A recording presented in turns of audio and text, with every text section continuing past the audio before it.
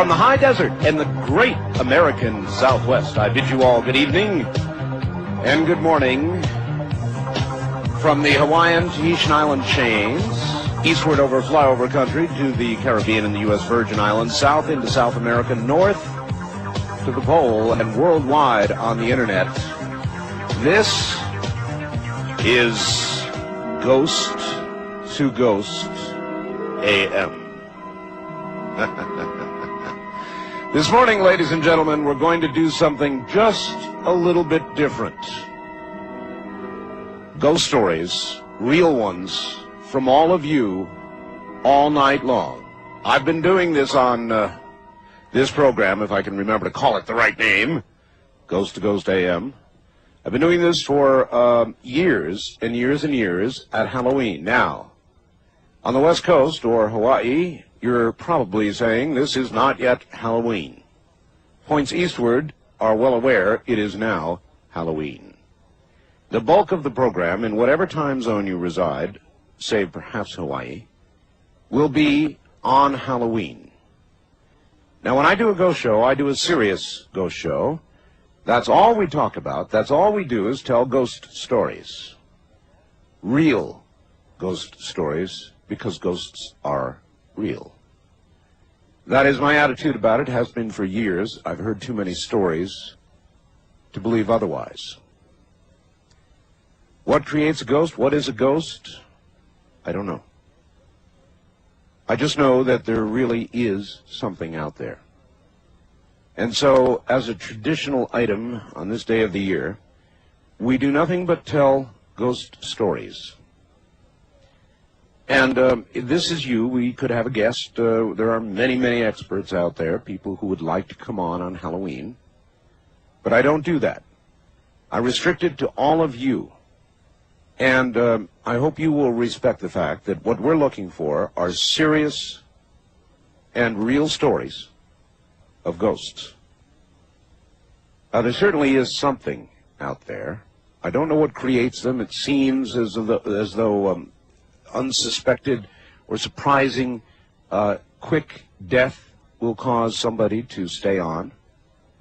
It seems as though unrequited love causes somebody to stay on. And then there are literally myths that seem to continue. And tonight, during the night, we will talk about all of those and more. So, Ghost to Ghost coming up tonight. Happy Halloween. All right.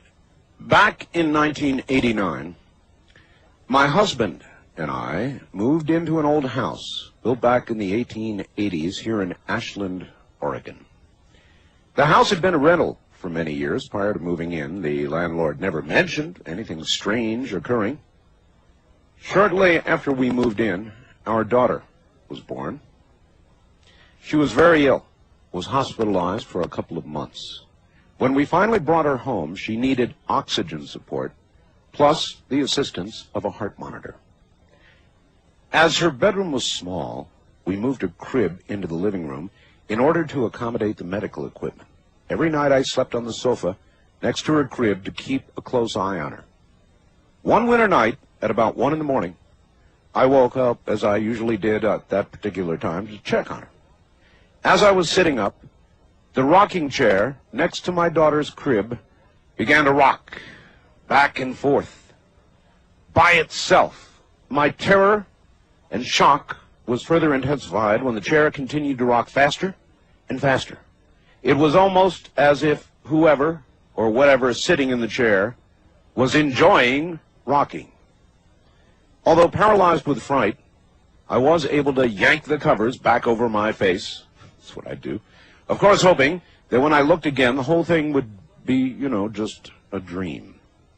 Well, after about 5 minutes, it seemed more like an eternity. I peeked out from under the covers only to find the chair still rocking by itself. Needless to say, I was so frightened I kept the covers over my head for the remainder of the night. Fortunately, my daughter never did wake up. She slept through the entire episode. Since that night, other explained things began to manifest. After coming home from a weekend trip, my husband and I found our daughter's framed baby pictures standing straight up on their sides, placed on the very edge of the shelf above the fireplace. If the pictures had been moved forward even an eighth of an inch more, they would have toppled. One afternoon, I was sitting at the kitchen table paying some bills. All of a sudden, my daughter's baby monitor began to pick up strange rustling noises coming from the room where she was taking a nap. The noises sounded as though someone or something was wearing heavy clothing that moved or shifted when they walked. When I went to check on her, I found her sound asleep in the exact position she'd been in when I put her down for a nap. Nothing in my daughter's room could logically explain the odd noise. Since this was the middle of the summer, we had our windows shut, the air conditioner on all day long. My daughter did not have any blankets on her either. When I went back to the kitchen, the monitor began to pick up the same peculiar sounds. Other times, mainly in the evening, my husband and I would see a white mist or a cloud float across the ceiling in the living room above the fireplace. On several occasions, late in the evening, my husband and I would hear the voices of two elderly women talking. The voices came from the bathroom. Every time my husband got up to investigate, the voices ceased immediately. To make a long story short, we decided we didn't want to raise our child in this already occupied house. On the very last day we were there, a strong, almost sickening sweet aroma encompassed the area on both sides of the front door. As the day progressed, the smell became stronger, almost to the point that it was nauseating. Interestingly, the current residents have not reported anything unusual, and fortunately, our unwanted house guest didn't seem to follow us to our new home. Sincerely, Sherry in Ashland, Oregon. The above story is true, and she supplies her phone number. That's a haunted house. So, there are people that are haunted. There are people who see ghosts. There are ghosts that occupy houses and places of business because they are real. I think a lot of people don't want to believe it, but they are real. Here's another one for you, Art. In 1963, I bought a painting in an antique store of an 18th century lady. The painting has hung in my living room ever since, but when events do demand, she takes an active role. That's right, an active role. In 1970, when my youngest daughter was a few months old, we moved into Army quarters at Fort Bragg, just a few doors from Dr. McDonald's, a few days after the murders. At night, I always shut Peggy's door, turned out her light. Every morning, I found the light on, the door back open, the painting askew on the wall, as if she was protecting the baby. Before my father died, my mother went into the living room and looked at Henrietta, as we call her, and came out saying the painting's eyes were so sad she couldn't stay in the same room. Before my mother died, Henrietta developed a slight crack in her face, just below one eye, like she had been crying. And I could really go on and on and on. I've been sent many of them. Here, I'll do one more. Hey, Art, here is a true story about my cousin and her son. At the time, my cousin's bedroom was upstairs while the son's was in the basement. One night, the son was having a dream, during which he walked upstairs, entered his parents' bedroom, saw his parents covered in blood, and when he looked down, a gun was in his hands. At the very same time, my cousin was having a dream in which she dreamed her son was coming in her bedroom and shooting her and her husband. That dream scared her so badly, she woke up, headed down the stairs to her son. Guess what? She met him coming up the stairs, no gun in his hands, but both were scared and fell down crying in each other's arms. A gun was kept upstairs, and the son knew where it was. Was something driving him toward the gun? Was something protecting the family? Your guess is as good as mine. Dennis in Kansas City, can you imagine that? A mother and a son having an identical dream of murder that came that close to consummating. You tell me what that is. So that is the spirit of it, if you will. And if you have a ghost story that you would like to share with the rest of the nation, we would love to hear it. And again, all I ask is that as I approach it, you too approach it in a serious vein, because this is a very serious subject. And this is the annual show we call Ghost to Ghost. So if you have a ghost story for us, pick your line and come ahead now. Here we go. Let's see what we can find throughout the night hours, the dark hours. East of the Rockies, you're on Ghost to Ghost AM. Hello there. No, you're not. Wildcard line, you're on the air, Ghost to Ghost AM. Hi, Art. This is David in Bakersfield. Hi, David. True story, 1984. It was around 84. I went down to Long Beach to visit my friend. She was at USC in pre-med. And while I was down there, she took me on a tour of the Queen Mary. Oh, yes. And I had never been to the Queen Mary and just had, seen it in movies and stuff, never heard anything about it before at all. So we go on the tour, and when I go into museums or things like that, I always go where you're not supposed to go. So I got her and I said, let's go over the little rope railing, and we went down. And down at the bottom of the boat is a swimming pool, but it was empty. And you go down the stairs, and we were down there, and Brenda's the type of girl that she's a doctor now, and she's very scientific and never believed in God, never believed in anything you couldn't see.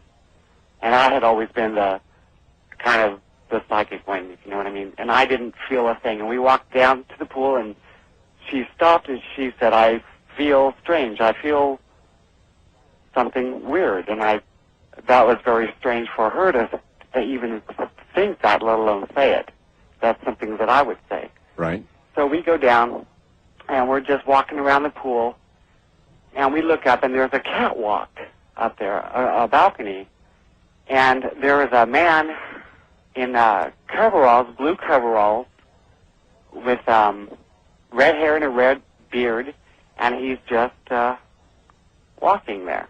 And I thought, oh, now we're in trouble, because we're not supposed to be down here. Mm-hmm. So I kind of just waved and said hi, and he just kept staring straight and just was walking. And I thought, well, okay, great, maybe he didn't see us. So I grabbed her, and we hid around the post there. And I peeked right around the corner. He was in the middle of the catwalk, so it's long, and I peeked right back around. The guy was totally gone. About a year later, I'm watching some special on TV about the Queen Mary, and they had some actor portraying this certain spirit, and it was the exact same guy that they had described, that he was crushed to death or something. Yes. And I called her up and I said, turn on the TV. The guy who disappeared on this is him. There he is. All right. Thank you very much for that. Well, exactly. So he proves my point. You see, people, souls, maybe we ought to call them souls, who are abruptly terminated when even they don't expect it, don't seem able to find their way to where they ought to be going. Instead, they remain, or seem to remain, acting out as if from the damned, this surprising end to their life, like a big tape loop.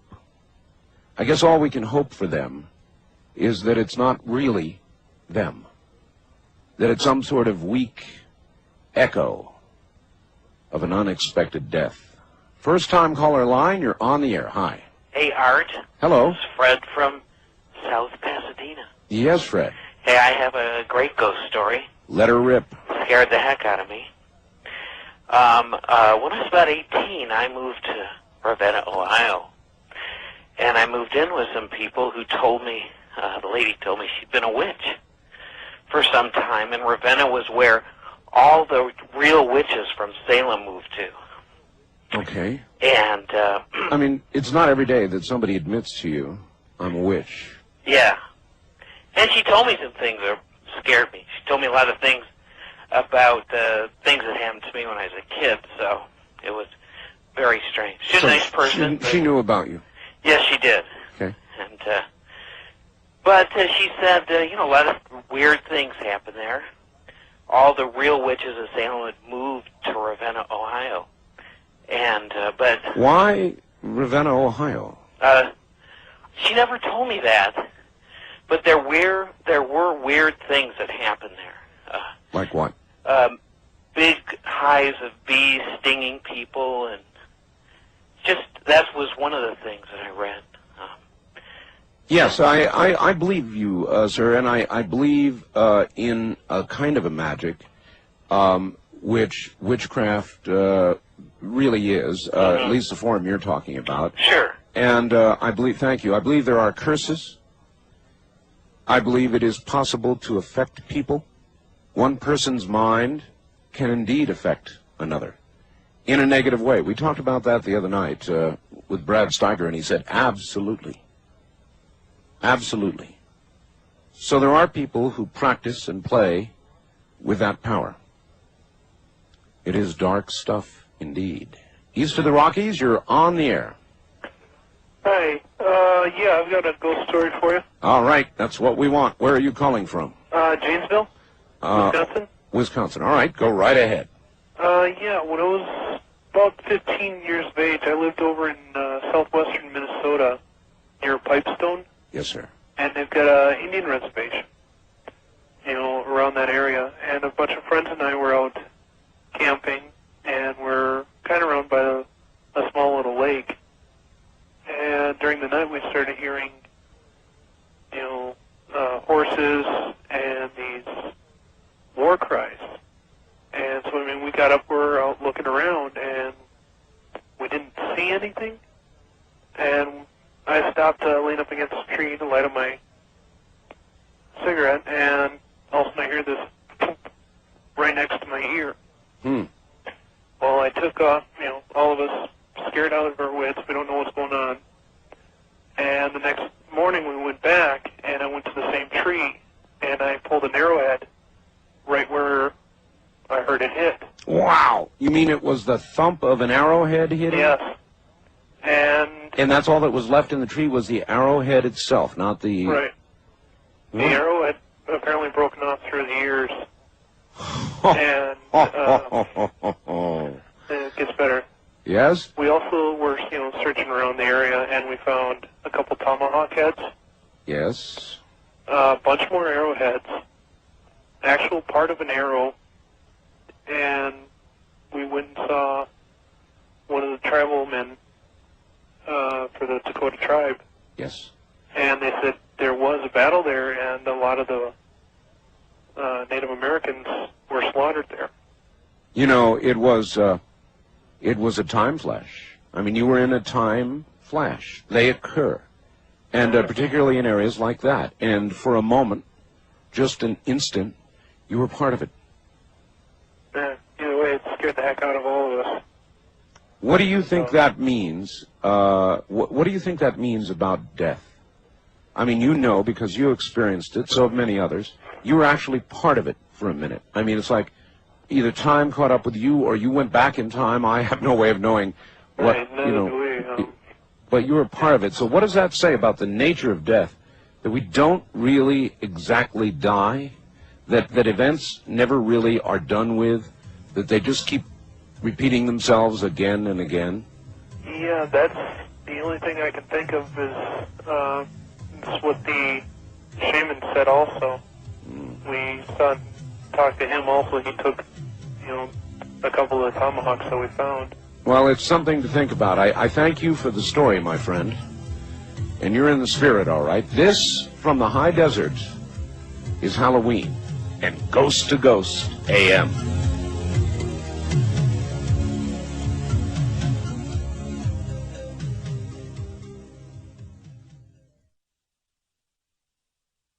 I broadcast from Nye County, Nevada. Nevada has an interesting history. Nevada, as a state, was born on Halloween. Did you know that? Nevada was born on Halloween. Tomorrow, in addition to being Halloween in this time zone, another 22 minutes, is Nevada Day.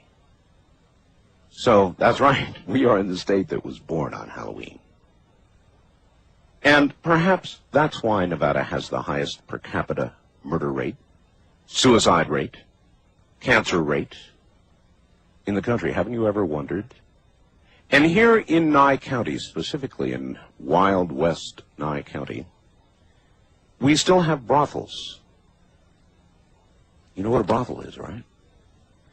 It's a place where women sell themselves, here, legally.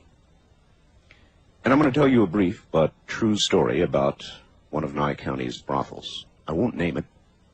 They're a neighbor. The brothels are large. They are kind of catacombs of dimly lit hallways and small rooms where girls service their clients. This isn't ancient history. This is modern history. In one of the brothels, there has long been a ghost. Its name is Harold. It's a female ghost. Don't ask me why the name is Harold. But Harold has been in this brothel for as long as anybody can remember. Has been seen by wave after wave and shift after shift of working girls, and there is a long legend that is held to be true, that those who see and are able to touch Harold's red dress will have $1,000 night. And that has been long proven to be true. Who is Harold? Don't know. Why does Harold inhabit that place? Again, I don't know. I'll leave that up to you. But I'm giving you a true story. It's here in Nye County, Nevada, close by. East of the Rockies, you're on the air. Good morning. Good morning. By the way, I'll be pleased to tell you that I am ordering the Electron, the Levitron. Yeah. Right, Levitron. Oh, my word, I got mixed up. Anyway, I'm ordering one for my nephew for Christmas. Well, you'll enjoy it. It works. Yeah. Where are you calling from, sir? Warner Robins, Georgia. All right. Do you have a ghost story for us? South of Macon. Mm-hmm. Sir, I'm going to preface what I was saying because this is a story that happened to my father, who is now deceased. My father was born in 1898, outside of a very, very small town of Knoxville, Georgia. Yes, sir. And he was about 4 miles out of town on a farm. And there was a stretch of road there that runs between Knoxville, Georgia, and over to what is now I-75, 20 miles away, at a little town called Byron. And certain portions of this road were considered to be haunted. Now, the strangest thing about it is, after the road was paved in 1923, yes, sir, all the hauntings ceased. That is odd. I can understand that a road, after all, people are killed on roads. On corners, particularly dangerous areas, passing zones, all that sort of thing. Yeah, in other words, there's a great assortment of stories called almost, in fact, somebody wrote them up years ago called Crawford County Tales. Mm. But anyway, this is my father, when he was about 10, 11 years old, was riding with his father, his younger brother, and a black man who worked on the farm with him, back from town, headed home. Yes, sir. And as they crossed this, what they call Culpeper Creek, they saw ahead that a woman was walking in the middle of the road. Now, this was not unusual in the country in about 1910. Sure. And she wore the very typical, very country dress, the long gingham dress, and she had a bonnet on, and in her arm was a market basket. Very common sight. Well, as they pulled up behind her, my grandfather kind of clucked to the mules and stuff and reined them back in so that You know what I mean? When you got two mules put in the wagon, you have the wagon tongue in the middle. Well, sure. Yeah, and so that the wagon tongue would not shift out as it does tend to sway and hit the woman in the back. Yes, sir. And as he pulled the reins back, and all four of them were witnessing, the woman completely vanished. Completely vanished. Yes. I don't, if I had to bet, I would bet she had been killed on that road. It's very possible. That was at least, I know of, oh my gosh, I even had an uncle who committed suicide on that road. He was a mail carrier, a rural mail carrier, and he pulled up on the top of one of the higher hills, parked his car, and shot himself through the head, and then rolled on down the hill. Well, there's a thing about places. I don't know what it is, but there is a thing, sir, about places. I appreciate your call. I appreciate your story. And of particular interest is that this haunting went on until the road was paved. Now, what does that tell us about the nature of hauntings? How could a paving stop it? First time caller line, you're on the air. Good morning. Happy Halloween, Art. This is Shannon in Las Vegas. Well, happy Halloween to you. Yes, I have a true life ghost story for you. I happened to me when I was about 17 years old. Okay. I had a little boy, and I moved back in my parents' house, and they just recently moved into a house in Las Vegas. Mm-hmm. I'm not going to give you the address or anything. Thank you, don't. And my mother, after I moved into this house, they told me they heard voices. They heard a voice of a little boy, and he was always in the backyard saying, "Where's my grandpa?" Mm-hmm. And one night, my mother was coming downstairs to check on me and my son, and she saw a little boy run across right in front of the stairs. She yelled for my father. My father came downstairs with a baseball bat, and nobody was there. Well, about 3 days after this, I recently put my son down for a nap, and I just got done doing laundry, and I folded all of his clothes. I went in there to put a load of laundry into my room, and all of his clothes was unfolded. Huh. And so about a week or so after that, my little brother was also living at home with my parents at the time. And my son woke up, and I looked up at the end of my bed, and I thought it was my little brother sitting at the end of my bed, and I asked him to go get me a bottle. And I just glanced back down at my son, and I looked back up, and he was gone. He was gone? He was gone. And then my son passed away in November. I'm sorry. And I went back home to my parents' house, and I was asleep in bed, and I woke up, and the little boy was standing there looking over to where my son usually slept. He slept with me. Right. And he looked at me, and he goes, "Where's the baby?" And I looked at him and said, "Well, sweetie, I'm sorry, but my baby died today." And he looked at me and goes, "I'm sorry." He goes, "My grandpa died too." And that was the last time I saw him. Wow. And a few weeks after that, a neighbor of mine, she lived in the neighborhood since it was built. And I was asking her if a little boy ever lived there.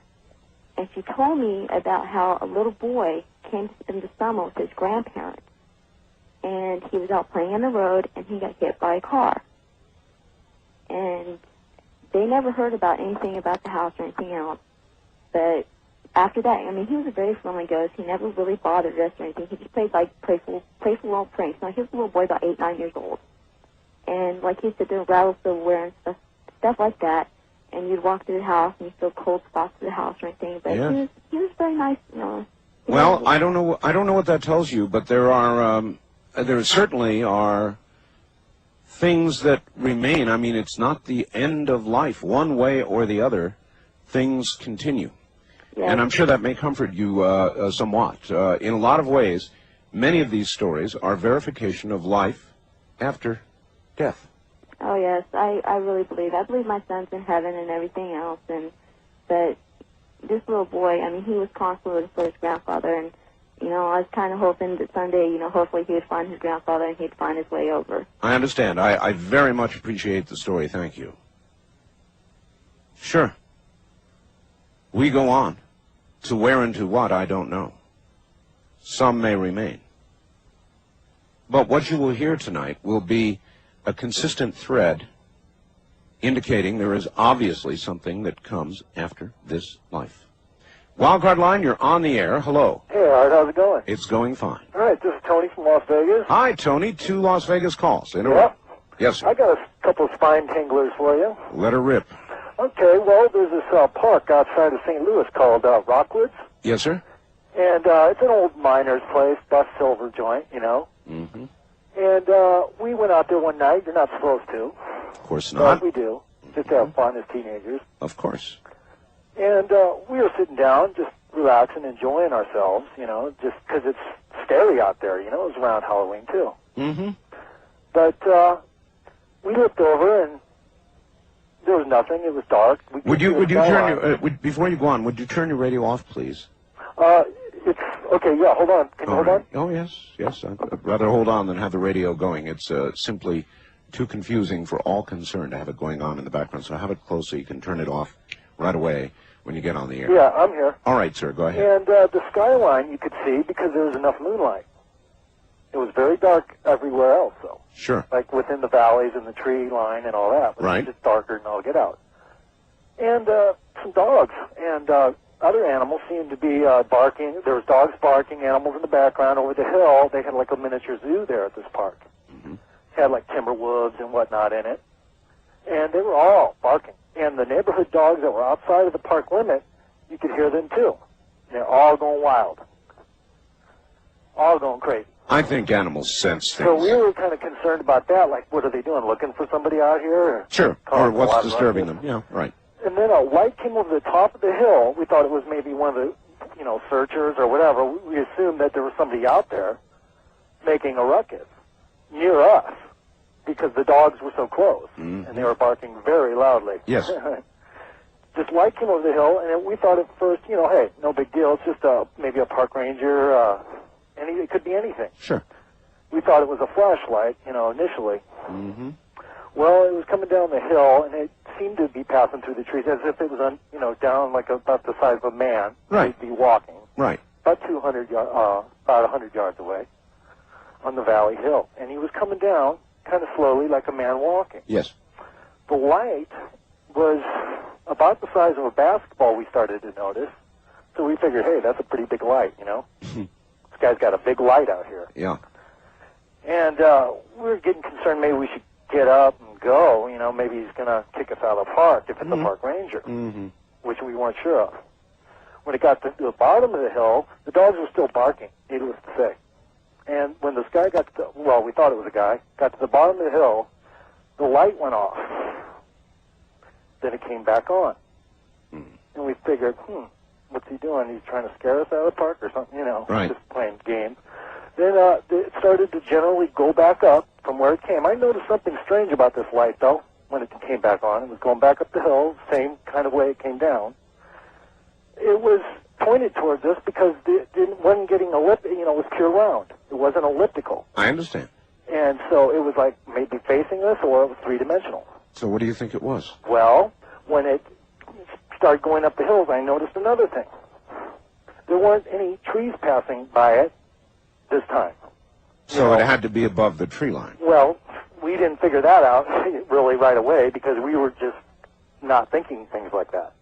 When it got to the top of the hill, it didn't go over the ridge like it initially appeared on the ridge, but Yes. it went above the ridge. You could see the skyline, the stars in the background. It was about the size of a basketball. It went up slowly as it walked up, went up the hill. There was nothing around the light. The light did not blind you like a normal bright light that would be facing you. So what do you think it was?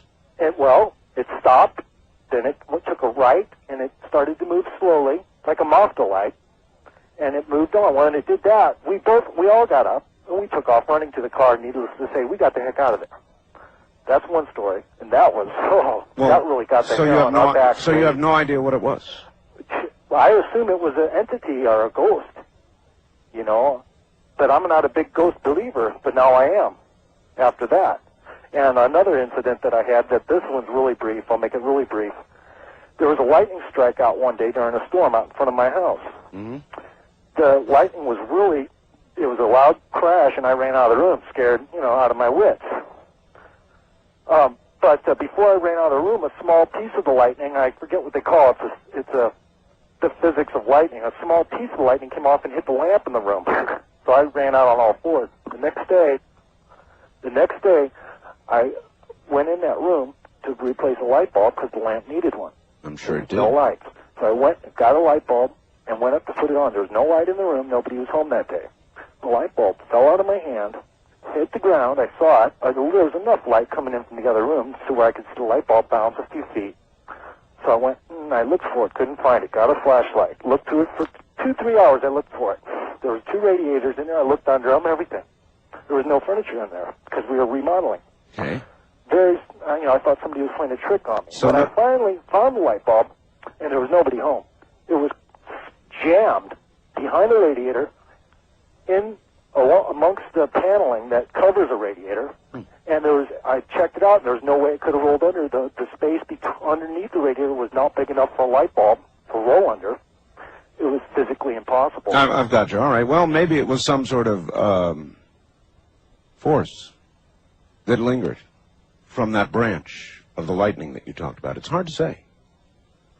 It's really hard to say. West of the Rockies, you're on the air. Hello. Good evening, Art. Good evening. This is Chris from SeaTac. Hi, Chris. And I'm calling to tell you about an incident that happened when I was a teenager. About a sophomore in high school, my mother was teaching in a little town called Midvale, Idaho, between Boise and Moscow. Sure. Up in the mountains. And when we got up there that year for her to teach, there was no place for her to rent. But this big old house on a small farm with a big, long horse barn. And this was a very strange house. I guess it had been used as a hotel at one time. And so it had lots and lots of little rooms in it upstairs. And my brother slept downstairs in one room, my mother in another room. And all the cats and dogs stayed down there, but I chose to stay on the second floor in a little room next to a stairway that went up to a catwalk on top of the house, the square. And I had a window in my tiny bedroom on that side of the house. And one night it was real bright moonlight. And I took a chance to walk up on the catwalk to see, it's so beautiful out in the valley and around. And then I went back down and stepped into my bedroom and lay down on my bed. The moonlight was shining in real strong through my window underneath it. And okay, we don't have a lot of time. Okay, there was a boy sitting on the end of my bed. And I thought, well, I never even had friends over, let alone boys. But I never thought anything strange about this at the time. And he started talking to me, and he said, he said, I slept in this room once. He said, I was riding for the Pony Express. And he said, and I was shot and killed. Now, wait a minute. How could a boy be in a room where he shouldn't be in your house and you not think anything strange about it? I didn't at the time, but the more I got to thinking about it later on. I mean, why weren't you saying to yourself, what is this guy doing here? I know, I should have. But I felt no uneasiness, no unrest. I was just listening sort of compassionately to him telling his story about how he had stayed there and he had been shot and killed. Well, that should have tipped you off also. So that he couldn't finish his run. But what really got me, made my hair stand on end, was, then I turned over and went to sleep like nobody'd been there. And the next day, I went down to check my rabbits that were in the horse barn, Right. And I reached up above a stall in order to step over some of my rabbits, and I pulled down a rusted old pistol. Oh, you're kidding. No. Huh. I appreciate the story, dear. Thank you. I guess it may be that you would have to imagine that an entity has a way of putting the person it decides to be in the presence of at ease. There would be no other way to explain that. Otherwise, she should have been utterly startled. I mean, with somebody just appearing in your house where they ought not be. That is, at the very least, a break-in and something you would normally be immediately concerned about. But there may be a way that these things put you at ease, so people don't have heart attacks, so that people don't die on the spot of fright. And believe me, it's possible to die of fright. So maybe in making their appearance, these entities have a way of calming you. I suppose one might suggest, as a spider may paralyze and calm its victim, and sort of store it and keep it for a while, but not with that same intent in mind. Otherwise, you'd have a heart attack and you'd die of fright. So you simply accept it and listen instead. Interesting. All right, this is Ghost to Ghost. Ghost stories all night long. When we return here in the Western time zone, it's going to officially be Halloween as the stories continue. I'm Art Bell, and this is Ghost to Ghost AM.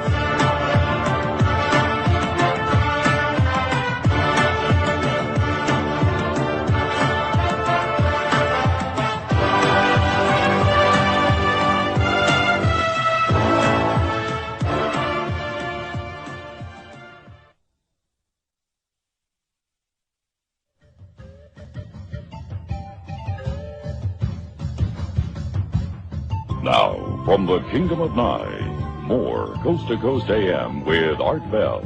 Here again is Art. On the first-time caller line, you're on the air on Ghost to Ghost AM. Good morning. Good morning. How are you and where are you? Hi, I'm Laura from Coolidge, Arizona. All right, welcome to the show. What have you? Oh, my friend told me this story. It happened about 7 years ago. She was sleeping with her husband, and her husband was a Native American, and you know they're kind of spooky or something. But anyway, they were sleeping, and she woke up. And no, dear, they're spiritual. Yeah, they're, okay. Yeah. And she woke up, and there was like a bull's head or a demon-looking thing hanging over her bed. And she heard a voice coming out of it that was not English. She couldn't understand what it was saying, but she was petrified. She said she couldn't move at all. And after a little bit, she was able to move. And she looked at her husband, and his mouth was mouthing the words. And the voice was coming from his mouth. So finally she was able to wake him. And when she woke him, he jumped out of bed. Yes. Told her that the devil was after her. And she told him that she saw it. So I guess they got a little bit of sleep that night. Well, maybe spooky is a better word, actually, under the circumstances. That's really strange. So either he was possessed by or projecting that entity. Something happened, but that's not it. So the next day she went to work next door for an old folk, you know, cleaning his house and stuff. Mm. And he went to work when she looked out the window and her trailer was on fire. And it burnt to the ground. Oh, my God. Really? Yes. I have the picture and the paper and everything. It came out in the paper, and they said it was an electrical fire. That they put another trailer on that property, but they had the witch doctor come out and bless it. I wouldn't rebuild on that property for all the tea in China. No, I wouldn't either. I wouldn't either. My hair stood up on the back of my neck last year when I was listening to your Halloween show, and a lady called in and described practically the same thing that she had told me. And boy, I didn't sleep at all that night. I was straight up in bed and... Well, there's a good reason for that, you see. That's because these things are real. Oh, I knew when she told me, I knew she was telling me the truth. Mm-hmm. She doesn't lie. I appreciate your call. Thank you. Now, you tell me, was he projecting that? Or was it something within him? I don't know. I'm not sure. And I'm not sure that was a ghost either. That may have been closer to pure evil. Wildcard line, you're on the air. Good morning. Hi, Art. Hello. Hi, this is Diane in Hansford, the one with the frog story. Oh, yes, Diane. Welcome to the show. Well, hello. I have two really good ghost stories. One that happened in a small mining town in Ohio when I was a child. My aunt and uncle had rented a house. The old man that had lived in it was sent off to a nursing home against his will and swore that he would come back. Well, he died in the nursing home. They moved in, and strange things began to happen. They would smell cabbage boiling. They would hear footsteps going down the hallway, and the toilet flush in the middle of the night, and of course no one was there. Well, I went over to spend the night with my cousins, and my girl cousin and I woke up in the middle of the night to find two greyhounds standing in the bedroom with their leashes sticking straight up in the air. Oh, that's bad. We were like 5 or 6 years old. Very bad. So, I left. I wanted to go home. What transpired after that was one night my aunt was bathing one of the children in the kitchen sink, and she looked out the back door, and there was a man standing there. And she kept calling to him to answer her. He wouldn't answer her, so she went and got the shotgun and fired point blank through the door. Well, the neighbor guy came running to find out what was going on, and of course there was no one there. When she gave the description, he described it as the old man that lived there. The next day, my aunt, why she didn't leave, I don't know, but the next day she had made the comment that she was going to go out and pick the grapes that were on the vines. Yes. And make some jelly. So she got up bright and early to go out and pick the grapes, and they were all withered on the vines. They moved shortly thereafter. I don't blame them. Thank you very, very much for the story. It's easy to say, if I was so scared by something that I would pick up a shotgun and fire blankly through a door, I'd be the hell out of there. But in reality, we have lives. Homes, apartments, places where we live, and deposits, and the real things of life, telephones, mail delivery, a million things that tie us to a place. So what we tend to do is rationalize what has occurred. Explain it away in our own minds so we don't have to do what we really think we ought to do, and that is get the hell out of there. On the other hand, 2 or 3 experiences may be more than enough. You might rationalize 1, but not 2 or 3. East of the Rockies, you're on the air. Good morning. Good morning, Mr. Bell. Hi, where are you? I'm in Canton, Ohio. My name's Adam. Okay, Adam. Happy Samhain, by the way. Thank you. I don't know if this is going to be a really exciting story, but it's a real one anyway. That's what counts. Yeah. I remember this distinctly despite my age. I was only 5 years old. I was asleep at night, and I just woke up, and I really don't know why. I just, for some reason, just got up, and I was awake as if I had, gotten up on a regular morning. Sure. And I had lived with my grandparents in the same home. Was this the middle of the night when you woke up? Yeah, actually. Okay. It was more toward the middle of the night than the morning, and I got up, and then I didn't know why. I looked around, and I couldn't find my mother or anyone around. I went through the house and finally found all of my family members for some reason, and, it was odd them being there that night, and they were all sitting around, and they all seemed, really sad. And I asked what was wrong, and no one would tell me, so I got a drink of water like a good little kid and went to bed. Mm-hmm. And when I was asleep, I was trying to go to bed, and I looked up at some point and saw something at the foot of my bed. This is a very common story, I'm sure. It looked kind of greenish-white, and I just, as a kid, I just saw that, and I just, got scared and just put the covers over my head. Natural reaction. And just sat there trembling. Yes. And, and then, as I started to calm down, I realized it looked like my grandfather for some reason. So I, peeked back out after a couple minutes, yes. And there was nothing there. So I just, I was a little kid, I was tired, I just went to bed, back to sleep. So I woke up the next morning, and apparently what had happened is my grandfather had started feeling chest pains. Oh. And he had gone to the emergency room. Your grandfather had been in the house or not? Did he? Yeah, he lived with us. Okay. Both of my grandparents I see, did. all right. And he had gone to the emergency room. He had chest pains, and he didn't want to go, but my grandmother got him to go. Sure. And he had gone down there, and he was in the emergency room, and it was his time to come up. And apparently he felt someone else there needed help more than he did. The person obviously was more ill. Yes. So he had them go ahead and go through. And finally, when they got to him, you know how things are in an emergency room, he walked in, and as he was walking in, he collapsed, and he was dead. On the spot? On the spot. So... Well, he came to see you. I apparently. Yeah, he came to see you, sir. I appreciate the call, thank you. He came to see you. There's a million stories like that. As you look into the question of whether there is life after death, this is one of the most repetitive kind of stories you will hear. Relatives, loved ones, family will die suddenly, and those close who had no idea that they were even in jeopardy will see them, because they will come to visit one more time. Proof? Something you can scientifically lay your hands on? No. Enough stories so you can believe it is true? Absolutely. West of the Rockies, you're on the air. Hi. Hi, I'm calling from Wenatchee. Well, welcome. Washington. Yes. And I'm not sure if this is a ghost story, but it scared the heck out of me. All right.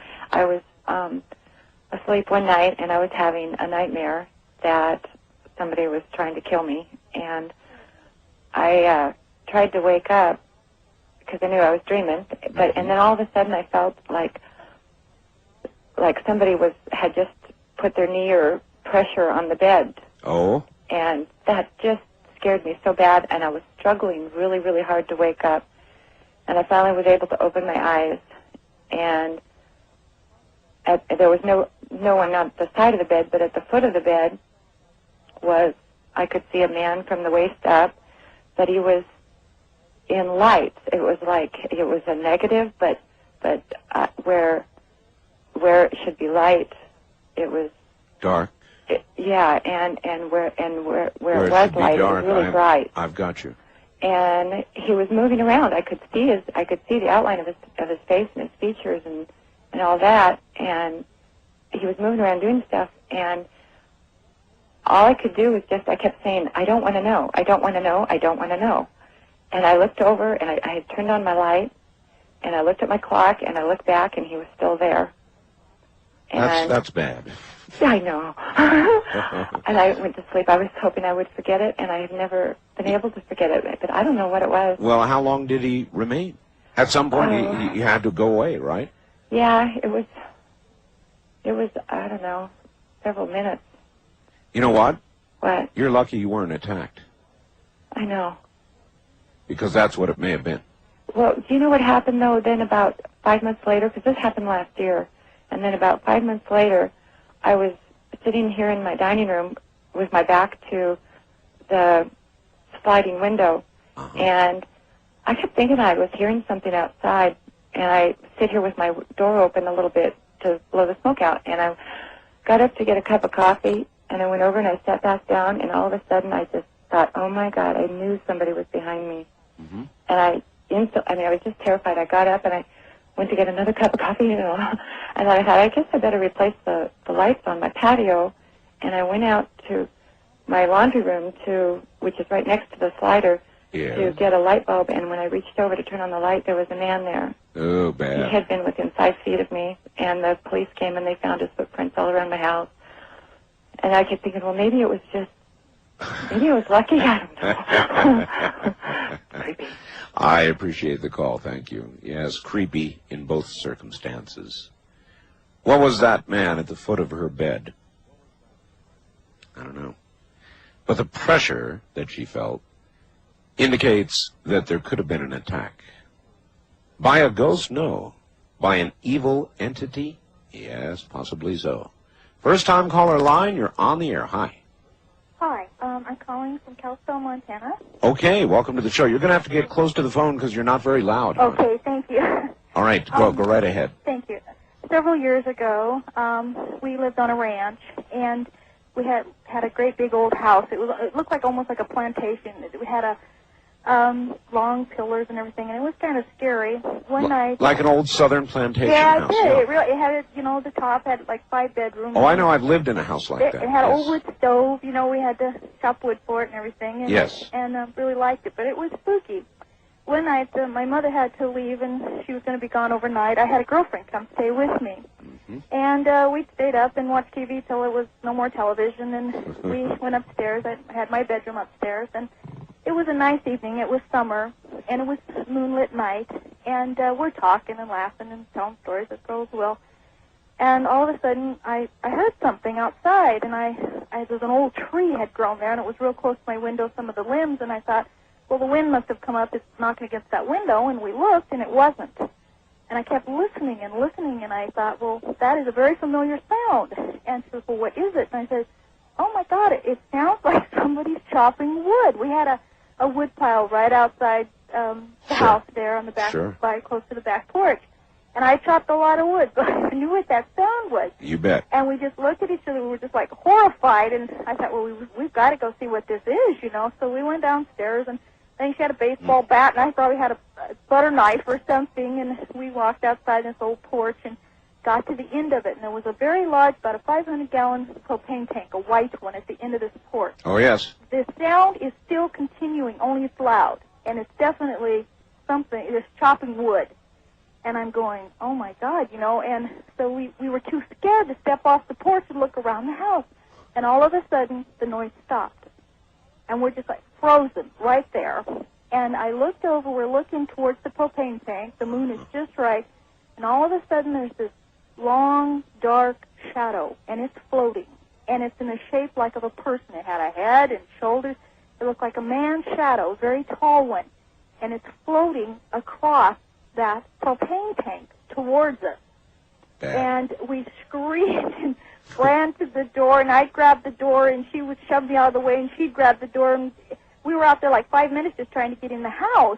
We finally got in. We stayed awake all night. I was so scared. The next day we went out, and there was wood had been chopped, and it was just thrown all over the barnyard and all over the yard, and it was, I wish they'd have stacked it. That would have been nice. Whatever in the hell was out there wasn't good. No, it wasn't, and it was, I never stayed there alone again without my mother there anyway, so. Well, let me tell you, teenage girls are dangerous things. Yeah. They really are. And I've had a number of guests lately, all of which have confirmed that teenage girls project things. Because they are so emotional, their hormones are raging. You know, I call it the Carrie syndrome. But teenage girls project things. And that may be what you did. That might have been. Or something may have been after you. Right. Yeah, within that home, there were odd things that would happen. Sometimes I'd be up in my room, and someone would call my name and say, "Come here." And I would be like playing the guitar or something, and I'd say, well, didn't want to be bothered. And I'd say, "What do you want?" It sounded like my mother. 3 or 4 times this would happen. I'd finally go downstairs, disgusted they wouldn't tell me, and there wouldn't be anybody in the house. It was just me. So the old home had belonged to a very large family. They built it in the 1800s, and they were still there, I think. Were you a pretty hyperactive teenage girl? Hyperactive. No, actually, I was very calm. Well, I very mean, cool. inner emotions boiling. Yeah, I was probably, yeah. Yeah. Well, there's been a lot of studies about teenage girls. I'm telling you, they project things, and so it may have been that, or it may be that you were very lucky not to have gone out there any earlier, lest you would have been the one chopped. That's true. You know, we thought of that. We thought, oh my God, you know, I'm glad we, you know, didn't go any further than the end of that porch, and but we were just terrified. I just, you know, stayed completely. I don't think we even went outside till, you know, the sun was completely up and it was warm. And these things impress you for all your life, don't they? Yes, it did. I still remember it. I can just almost see this, you know. You never, ever forget. No. All right. Well, listen, I've got to run. I want to thank you for the call. It has been a pleasure, and that was a good story. Thanks a lot. You take care. This is Ghost to Ghost AM, and we'll be back. Remember this? Anybody out there remember this? One big eye, like a Mr. Shaking in the city. It looks like a purple people eater to me. It was a one-eyed, one-horn flying purple people eater. One-eyed, one-horn flying purple people eater. A one-eyed, one-horn flying purple people eater sure looks strange to me. One-eyed. Really came down to earth and he lit in the tree. I said, Mr. Purple People Eater, don't eat. Don't touch that dial. I heard him say in a voice so gruff, it was a one-eyed, one-horn flying purple people eater. One-eyed, one-horn flying purple people. All right, this is Ghost to Ghost AM. It is all night long, nothing but your real ghost stories. And so back to it we go. First time caller line, you're on the air, top of the morning to you. Yes, good morning, Art, and my mom says hello, too. We both love your show. Hi to your mom, too. Oh, okay, great. Oh, she's right there. Where are you? In Albany, Oregon. All right. And this has happened, 83, 84. I was in the Navy at the time, out in the middle of the Indian Ocean on an aging oiler called the USNS Pacific.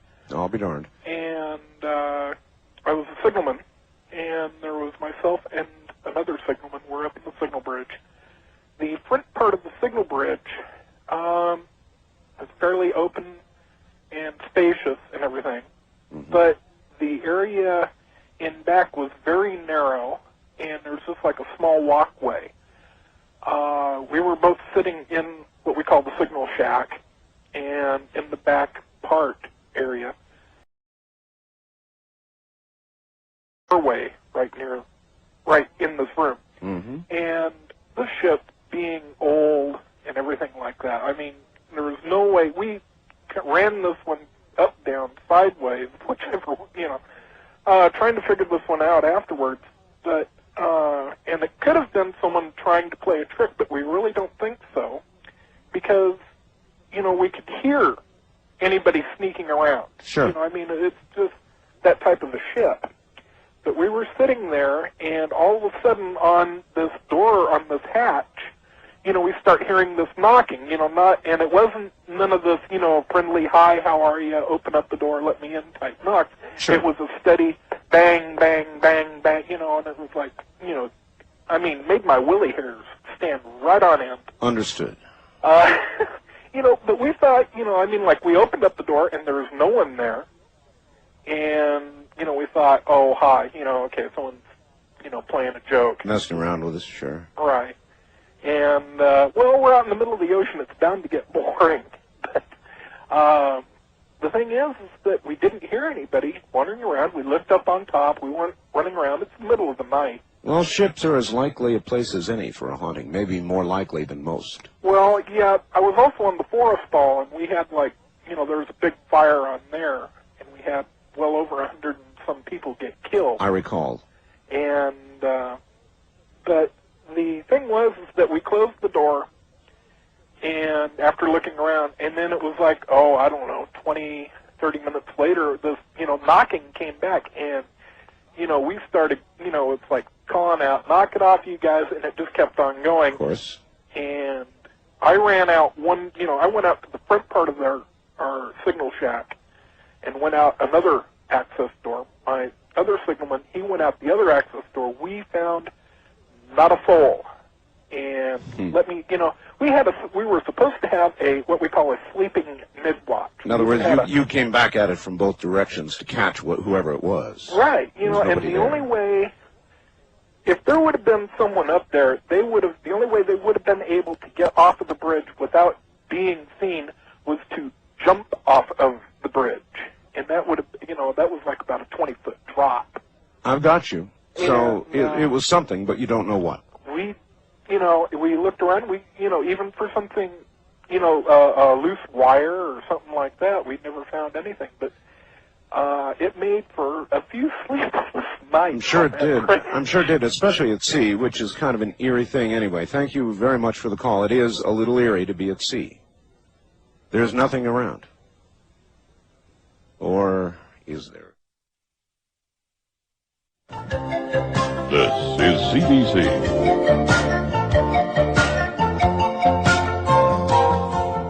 Wildcard line, you're on the air. Hi. Hi, is this Art? Yes, it is. Yeah, hi, Art. My name's Tom, and I'm out here in Madison, Wisconsin. I'm a second-year law student.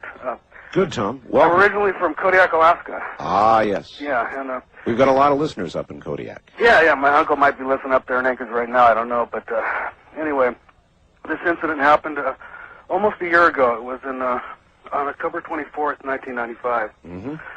And I was at the law school. I was a first-year student, and I was talking with a friend of mine. He's also a law student. He's a minister, too. And we happened to be talking about heaven and hell and the afterlife, things like that. And that invites it.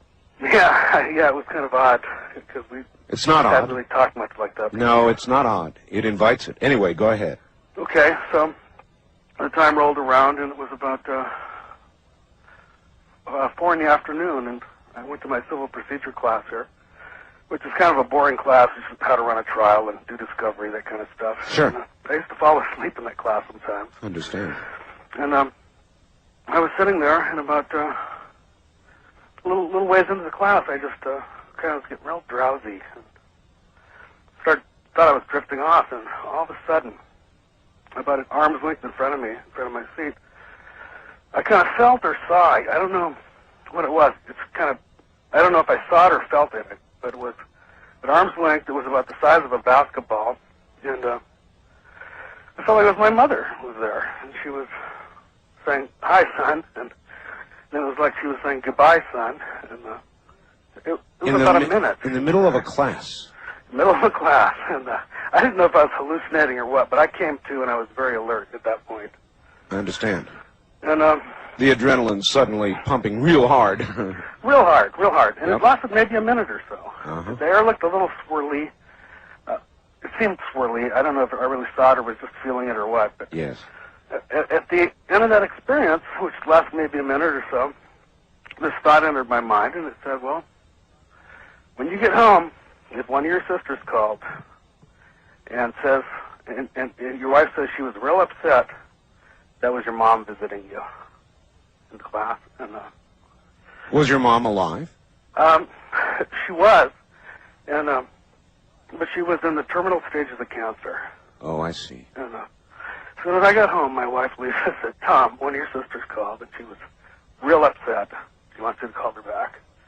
Oh, boy. It's funny, it was the same language that I heard in my mind, you know. And, so I You called? called up Teresa right away. What happened, Teresa? She said, Mom passed away about an hour and 15 minutes ago, something like that. Yep. And it was exactly the same time when you visited me in yes. class. In the middle of a busy but boring class. Yeah, civil procedure class, and it was just... It was amazing. There's no question in your mind, is there, that was your mother? No question, because I've never had an experience like that before or since. Yeah. And it's just like she came and said, actually when she visited me, it was about an hour and 15 minutes after she had passed away California time. I've got you. And it was beautiful, because I knew that she came. And the weird thing was, the night before that happened, I was just in terrible grief and just weeping and mourning, even before she passed away. And You knew it was coming. I guess I could feel it. Yeah. But it just assures me that she's somewhere on the other side waiting for us, and we're going to be with her someday. There is no question about it, sir. I thank you for the story, and there is no question about it. How many of those do you have to hear before you begin to conclude that this is real? That this life is not the end? We don't know what lays on the other side. There's no way to know that. But there's something. It's not a complete ending. It's not a great blank. It's not a dead-end street. There's something that goes on after this life. And how many of those stories do you have to hear before you begin to understand it is true? East of the Rockies, you're on the air. Hi. Hello, Art. Hi. This one is, I've heard about the ghost tracks all through my life. And I've never been out there. I've heard, several people that go out there. My daughter and her boyfriend, they went out there about, Wait a minute. Where is out there, and what are ghost tracks? Okay, San Antonio, deep south San Antonio off of South Crescent Street. You might be familiar with it since you were down here for basic training. Yeah, well, you're right, I was. But that was sort of like a hell on earth, as I recall it. Okay. All right, they're called the ghost tracks. And I had my daughter research it. And it turns out that in the 1940s, on an afternoon, school bus was taking some kids home that lived down in that area. Right. It's around the old missions, south around San Antonio River. Oh, yes. South of town. And what happened is, as they were going over the tracks into their little neighborhood, the dang bus stalled, and this darn train couldn't stop in time. They didn't have road crossings back then, track crossings and stuff, warnings. Right. And it hit the bus, and it killed the driver, I understand, and all the children that were left on the bus. Oh, my. So I had my daughter and her boyfriend show me how to get out there last Saturday just to go see, before I gave you a call. And she researched it, and we went out there, and you go up across the tracks, and I was very skeptical. I was looking at the lay of the land and everything. Right. And there's a level area right there in the road, and it's level all the way to the tracks, and you can see where the tracks are above the road. So I thought, okay. So I parked 30 foot away from the tracks, put my truck in neutral, and nothing happened. I said, about that time I told Dwayne, I said, look, what's going on? Nothing's happening. At that time, my truck starts getting pushed. I mean, that's the only way you can describe it, is pushed. Well, no, your truck was pushed? My truck was being pushed. I'm sitting on level ground on the street. And the next thing I know, my truck is being pushed, and by the time we reach the tracks, now this is only a little 30-foot distance, I'm going at a pretty good clip, about 15 miles an hour, 20 miles an hour, and I'm wanting to put on my brakes. He says, no, don't put on your brakes. They say if you put on your brakes that your windshield shatters. Well, I didn't want to go into the expense of buying a windshield for the truck, so I didn't. there were about 5 or 6 other cars that were there, had been there ahead of us. And the deal is people go over there and they will put baby powder on the trunks of their cars.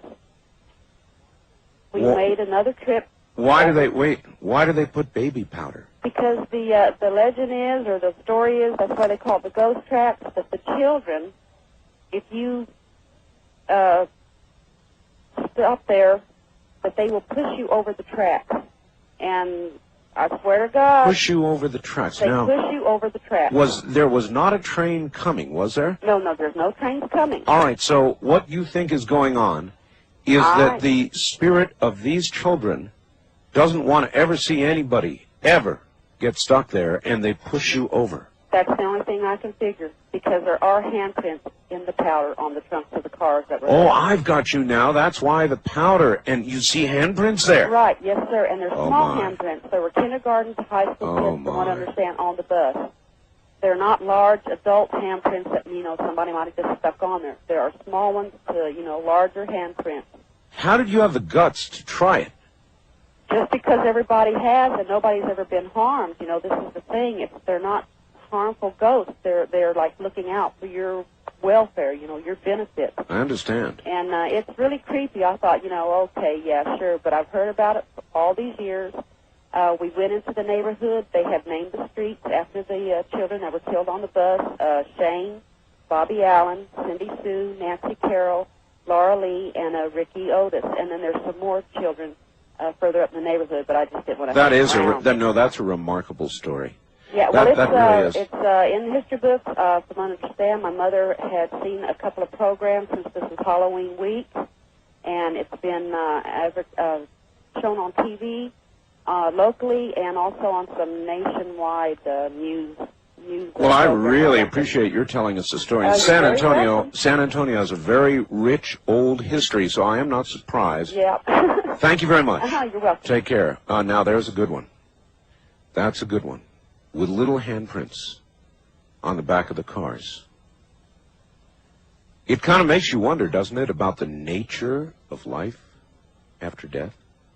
Whether we remain in substance as we were in life, young or old, why we remain. It should have you asking questions of yourself. West of the Rockies, you're on the air. Hello. Hello, Art. How you doing today? I'm fine. I'm Terry out of Kapolei, Hawaii. Oh, Hawaii. Hi, Terry. I got a story. It's not quite as sweet as the last one was, but it's kind of demonic, I guess you could say. Well, it was sweet. The last one, in a way, was sweet, and it indicates one thing about life after death. You say yours is demonic? Yeah. All right, go ahead. It didn't actually happen to me. It happened to an aunt of mine. My mother told me the story. Yeah. There was a time when they were all young, about, I guess, between 10 and 15 years old. Is this in Hawaii, by the way? No, this is in Ohio. All right. Okay, she was told by my grandmother to go down into the cellar, and at that time the cellars were not, nice cinder blocks or anything like that. There was just dirt. She was told to go down to the cellar and get some potatoes for dinner. Well, she didn't want to. She was being kind of rebellious, I guess, and well, she got yelled at. My grandmother said, get your butt down there and go get them. Yeah. Well, how kids are. She was walking away. She was going down the stairs to go down to the cellar, and she was cussing, saying, go to hell. Not saying nice things, yeah. Right, exactly. And she went down there, and she's, picking up the potatoes and put them in a basket and whatnot. And she hears these footprints behind her, but they're more like what you would imagine the sound of, like Frankenstein walking up from behind you, the thud kind of a thing. Well, she turned around. Thuds are bad. Yeah, thuds are bad. Well, she turned around and she screams at the top of her lungs, and she goes running up the stairs. She's crying, and she just, she looks like she just saw a ghost. Yep. Well, my grandmother's asking her, what happened? What happened? She said, I just saw the devil. And she's describing him, he was, like 7 feet tall, whatever, and, my grandmother's scolding her for telling a lie. Yeah. She's really very adamant about this. And she said, he was half goat, he had hooves and all this other stuff. Oh, my. They said, okay, well, so they went downstairs to look. They? My grandmother and my grandfather right. went downstairs to look. Excuse me. and in the dirt and the cellar were hoof prints. Really? This really gets weird. Uh-huh. You can see the hoof prints. They just kind of start, like right, you know, they start at the wall and they kind of go up right to where she was standing. They turn back around and go right back into the same corner. And there was like half a hoof print between the wall and the dirt. You know, it was like half was there and half was inside the wall.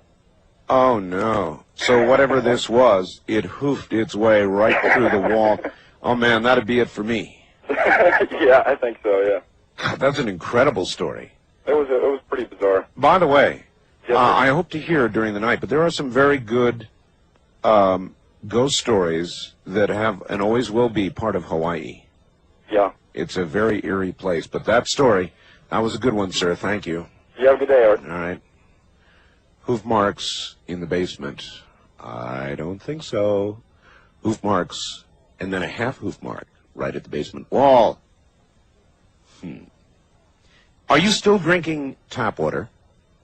Well, you deserve better than that. Your body is 75% water, your brain 85%. You are what you drink. Bottled water is simply not much better. It leaches things from the plastic into the water. Tap water can have chlorine, chemicals, lead, even cryptosporidium. So you don't want tap water straight. You don't want bottled water. Not good. What you do want is good, clear, flowing, filtered water. And that's what you get with the WaterPure countertop system. It installs in about a minute. It filters out chlorine, lead, chemicals, and parasites at 99%. When you get it, you hook it up and draw a glass of water. And then draw one from the tap. And compare the two. You'll be sold. Believe me, you'll be sold. Right now, we've got a $40 savings on the price of the main system itself. It's $119.95. That really is a good deal. As a matter of fact, this sale will end soon, so don't wait. Now, coming with this, at that price, free of charge, is the travel filter, a $30 value, free. Then, if you call before noon, which I'm sure you will do, you get a chlorine test kit. So, you can test your water. And you can check out the chlorine levels, and then you can install your countertop system, and you will be a happy camper. Because you will have clean, filtered water, an absolutely continuing, endless supply of it.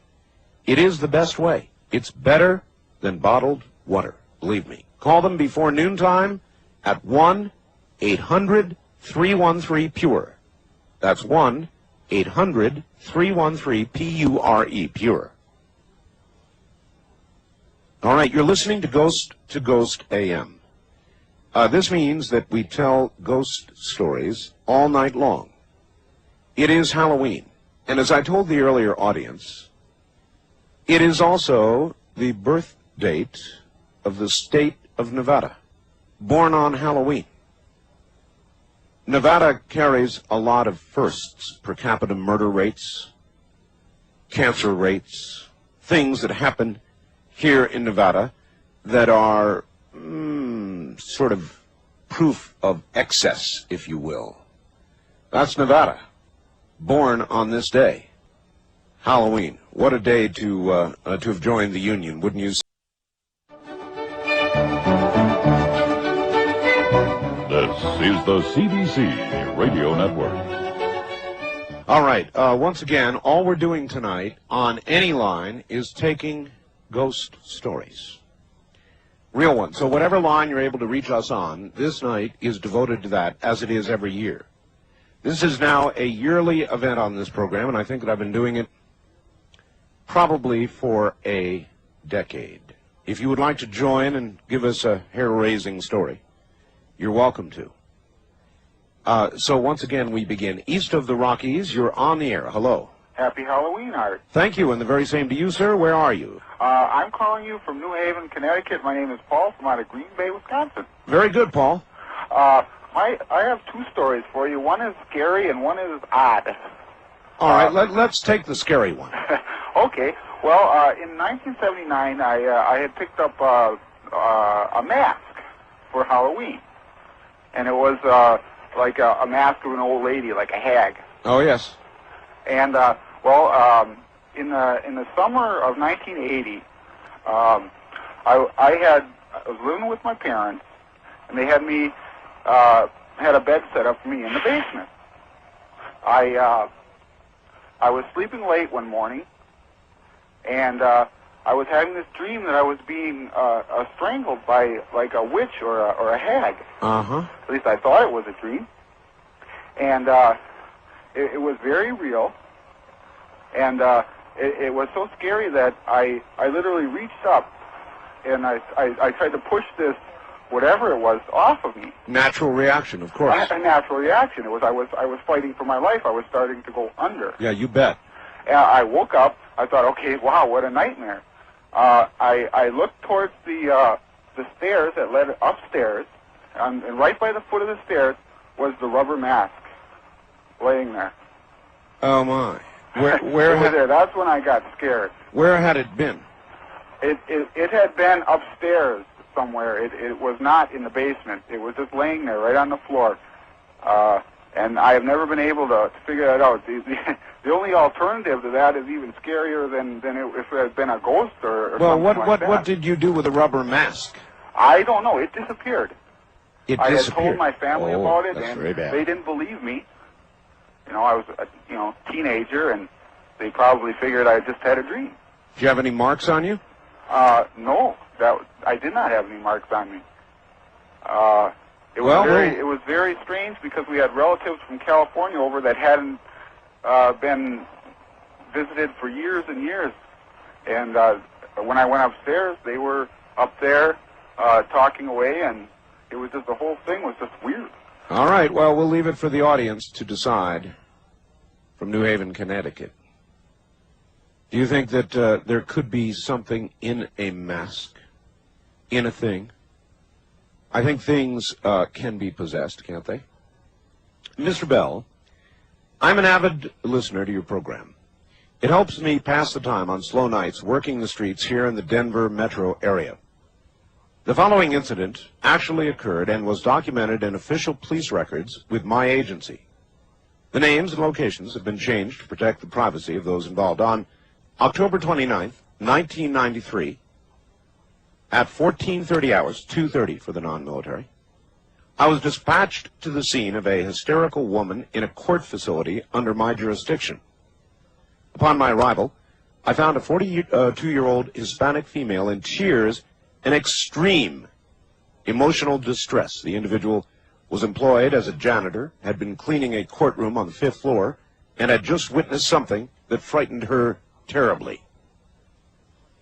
I was able to calm the woman and proceeded to ask her what had happened. She described working in the courtroom after a daily session when she felt a chill surround her. She glanced to her left when she perceived someone standing near the doors to the courtroom. As she turned toward the person dissolved and was gone. It was then when the victim became agitated and ran from the courtroom. The apparition was described as a white female with long black hair to her waist and wearing an archaic red dress. I was somewhat amused by the incident. Didn't quite believe the lady, that someone may have been playing a Halloween joke on her. At her insistence, I examined the area and found nothing out of the ordinary. I did feel this would be a great Halloween report for the record, so I decided to go ahead and file a report. As I was leaving the building, I was dispatched on another call to meet a detective in the same building. So I met with a detective in his office, and he reported to me that he had witnessed a strange circumstance in the basement near the elevators. He was somewhat reluctant to tell me all the story, but I was finally able to make sense of what he was trying to say. Apparently, the detective was walking toward the elevators, remember folks, same building, when he observed, you've got it, a white female with long black hair wearing a red dress standing at the elevator doors. As they opened, the woman stepped inside. The detective called for her to hold the door for him. She did not. It closed just as he got there. The detective then pushed the call button for the elevator. The doors immediately opened, and nobody was there. The detective stated the elevator had not moved. There was no sign of the woman or any way she could have exited the elevator within the time allowed. Knowing that police officers are often given to pulling pranks on one another, I suspected I might be getting set up. But I went ahead and added the detective's statement to that report. When I returned to the station for end of shift, I showed the report to a fellow officer who studied this kind of thing. She was very interested, and I was surprised at her behavior. She called a friend of hers. We all went back to the courthouse and entered the courtroom. It was now midnight, on the dot, when we sat in the room in question. My friend sat on one side of the room, I on the other, supposedly to keep from interfering with their procedure. I was very unaware at this point what to expect. I still thought I was getting set up. All of a sudden, the temperature in the room dropped drastically. I felt a tingling on my skin. I looked at my partner and her friend, and they seemed to be in a trance-like state. I was getting a little frightened when they said, "She's here." And I left the courtroom by the nearest door available. I didn't know if there really was something there, but I was of the mind to wait outside the room. Suddenly, my partner and her friend opened the door to the courtroom and asked me back inside. After some considerable argument, I returned with them. Never saw anything, but I felt a presence near me, and I asked my partner what the thing wanted. I was told the spirit wanted to tell or ask me something. At this point, I really was frightened. So I asked, "What does it want?" I was told by my partner's friend that the spirit wanted to know if it was all right to leave. I looked at my partner, and she nodded to me, and so I told the spirit she could leave and everything was all right. As suddenly as it appeared, the cold, the feeling of presence disappeared. I was completely in awe. My partner later told me that the spirit was looking for someone to tell it was okay to leave this world and go on. I'm not sure what really happened, but I do know there was something there, and that I will never again scoff at the fears or perceptions of another human being. That is a Denver police officer, whose name I will withhold. East of the Rockies, you're on the air. Hello, Art. Hello, sir. This is Curtis from Rockford, Illinois. Yes, sir. Sure am enjoying these ghost stories tonight. Well, they're interesting, aren't they? Yes, they are. I had an experience back in the mid-'70s in a house my new wife and I had moved into. She worked days and I worked nights, so we weren't there at the same time very often. But we both started noticing things when we were there by ourselves where there would be a vibrating noise. We could never quite pinpoint it down. Didn't seem to last long enough to pinpoint it. Finally, one day I was there by myself, and mid-morning heard the vibrating and started walking around the house trying to pinpoint it. And it happened to be a vase sitting on a table. And I touched it, could feel it vibrating, and as soon as I touched it, it quit. Didn't think much more about it. A few days later, the sound started again. Tracked it down to a large mirror we had on the wall. And for some reason or other, I had a real strange feeling as far as I wasn't sure if I wanted to touch the mirror or not. Right. The vibration, it would raise in tone and then lower and then raise and lower. It stayed real steady. Finally, I did put my hand on the mirror and felt the vibration, which did stop the vibration and the sound. And it was kind of disquieting, you know.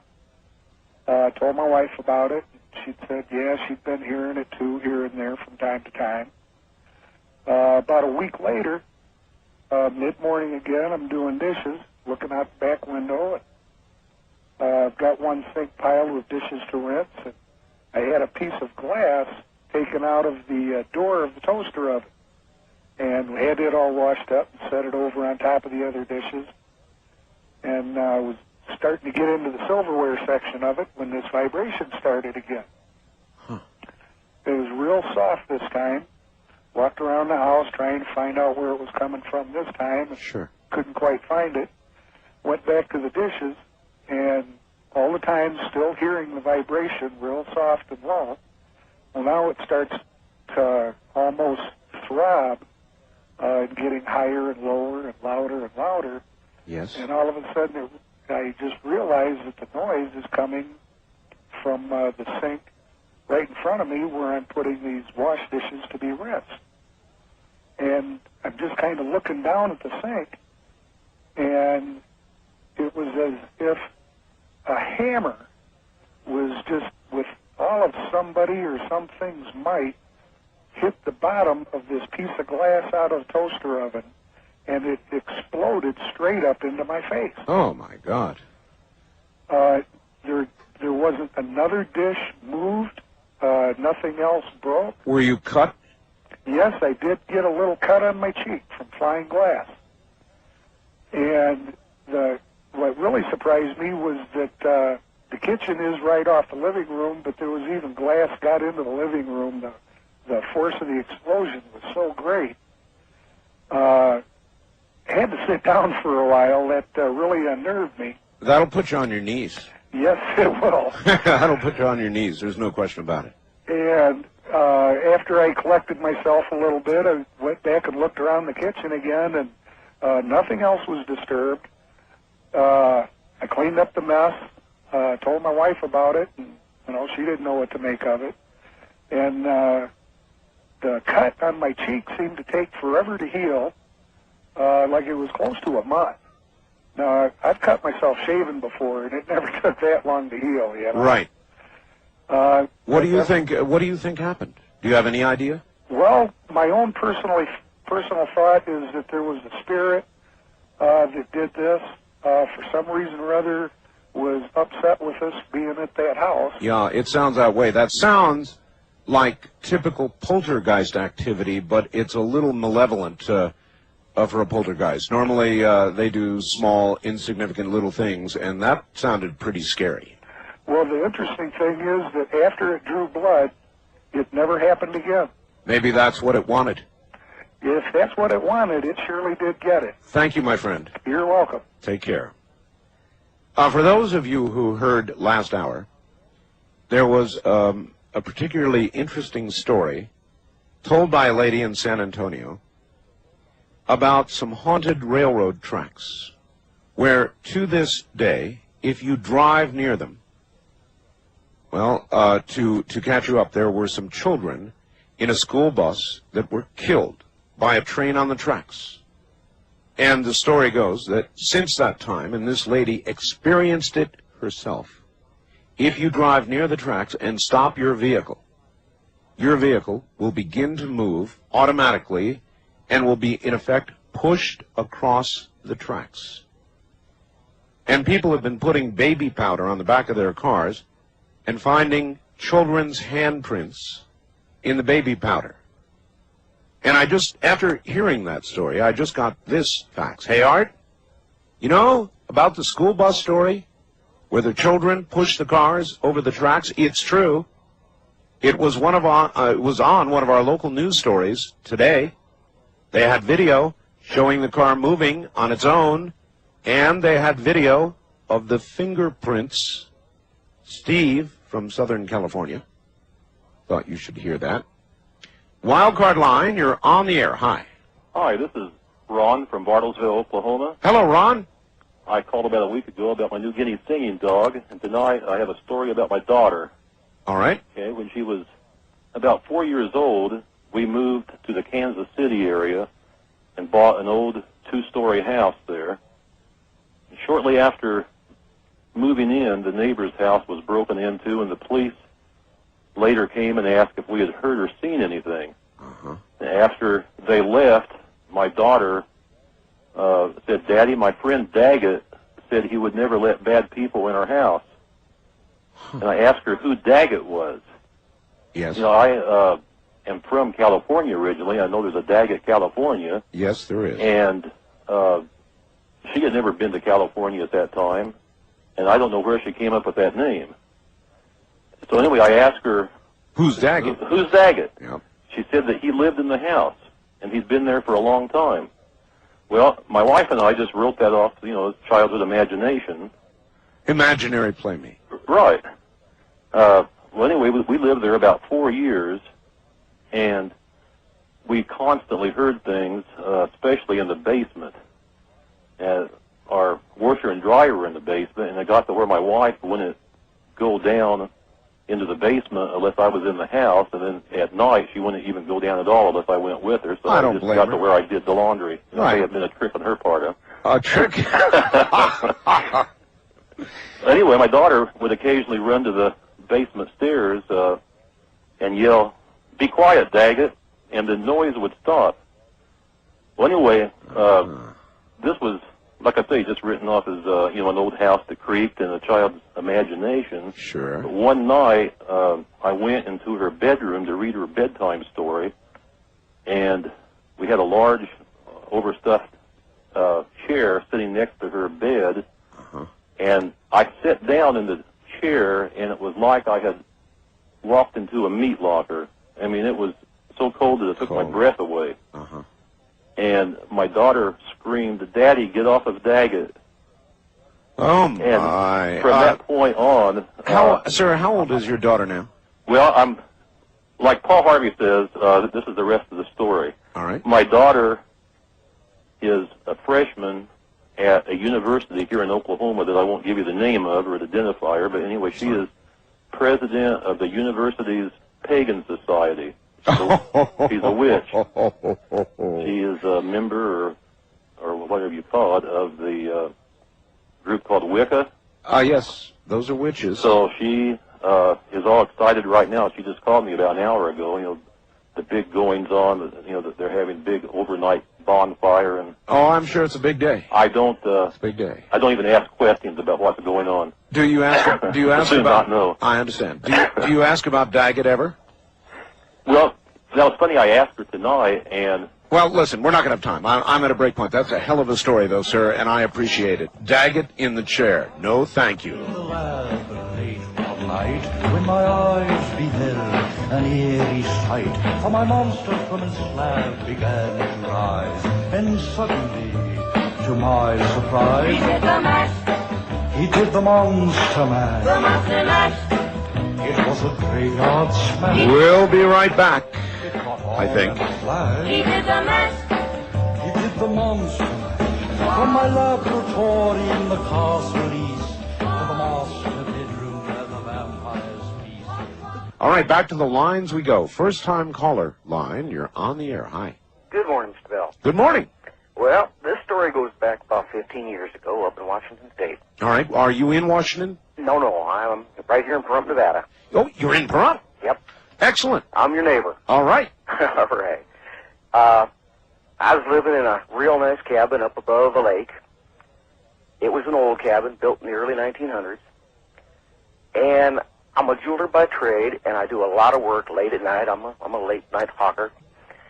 I kept feeling something over my shoulder, and my wife would be up in bed. One night I turned around real quick, and I said, "Damn it, leave me alone." And nothing happened. And I didn't feel it anymore. Well, I talked to my wife about it, and I have had encounters before. I says, this thing ain't going to hurt me, or I would have done it. So that night, late, and I'm working away, and I says, "Hey, listen, whoever you are, I'm sorry. I didn't mean to hurt your feelings. Come back." About an hour later, I feel something over my shoulder. Yes. Kiddingly, I started nicknaming him Henry. Yes. A week, 2 weeks goes by, and my wife's sitting there, and I say something about Henry, and a voice comes up, and it says, "My name's not Henry, it's Harry." Harry. I'm glad this didn't happen in Pahrump. Yeah, but it was really crazy. I mean, we all went wacko, of course. Time goes by, and we start communicating. Wait. Slow up. He said his name was Harry. He said his name was Harry. Now, was this out loud? No. You heard this in your mind? Exactly. But it's together. We both hear this. That's bad. And I'm speaking out loud to him. Yes. And he's answering in your head. Yeah. And your wife. Exactly. Great. So I'm talking away, And I actually, through time, this is over weeks, maybe even a couple months, and I feel him every night on my shoulder watching me. One night he says to me, "Tell your wife I'm sorry. I didn't mean to scare her. I will not do it again." Okay. The next day, of course, I wake up late. The next day, she says, "Your buddy visited me last night and scared the hell out of me." And I says, "What are you talking about?" Yes. She says, "Henry was looking over me in my bed." And she says, "I hollered at him and told him to get out of my room and never to come back again." I got the wickedest feeling. I looked at her and I says, "That's what he meant." She says, "What?" I says, "He told me to tell you he was sorry and it would never happen again." Yeah. Now, through time, I tried to communicate with him and find out. I did not do any research on it, Art. I was, I guess, scared to find out what I might find out. Sure. Is that when he disappeared? He never did. We moved out of the place, but he communicated with us until the time we moved. And he told me he was killed in a fire in the home. I said, "Well, where was this fire supposed to be?" And you never researched it? Well, I found where the fire was. You did? I found where the fire was. He told me where the fire had been and how I could find boards. And I went to the far end of the house. Mm-hmm. This room was, the front room was very, very big. It was very beautiful. Now, like I say, this was an old house, but it was still beautiful. And it had been redone. I went to the far end of the room where the stairs start going upstairs. Yes. I removed a board, and there was burnt charcoal lumber underneath it. Oh, man. And that's really all there is to it. He never meant to hurt anybody. That's enough. He was neat. Well, your idea of neat. I very much appreciate your call, sir, but I don't know that that's my idea of neat. That's more than a coincidence. I guess if it happened to you and it didn't come to you in a frightening form, it would be, his word, neat. But I think I would have to experience that calm and that lack of concern and worry personally before I would regard it as neat. Burning is not a good way to go.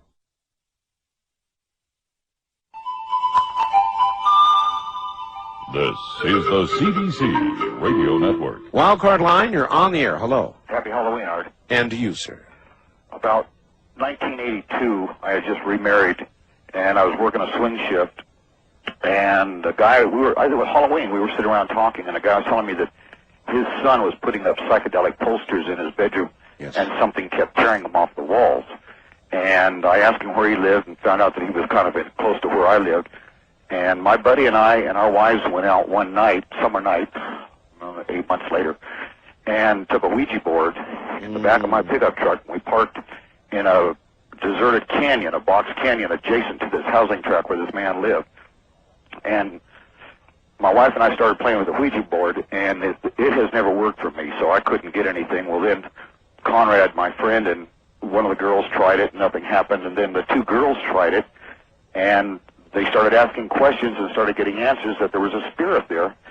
And my friend Conrad is making notes on a pad of paper, and I was sitting there, and all of a sudden I got this real weird feeling come over me.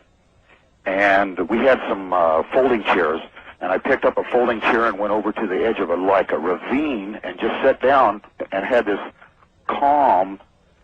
And then the next thing I know, my buddy Conrad is shaking. He says, "Dick, are you okay? Are you okay?" And I said, "What happened?" And he says, "Listen to this." And he'd come over with a tape recorder, and I had been sitting there chanting some really weird stuff, and he had it on the tape recorder. And he says, "What is it?" And I says, "I don't know." I says, "I don't know where it came from."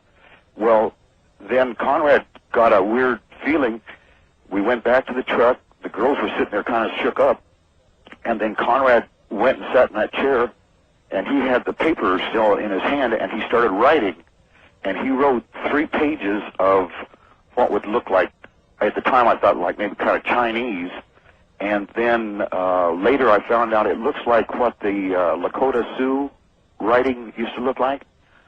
And we don't know what it was going on. We knew there was a spirit there or something. And I said, let's get out of here.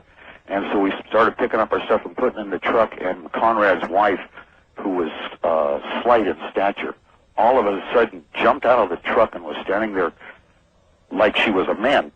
Her arms flexed out to her side, and her voice came out in this low voice, and she started talking to us in English.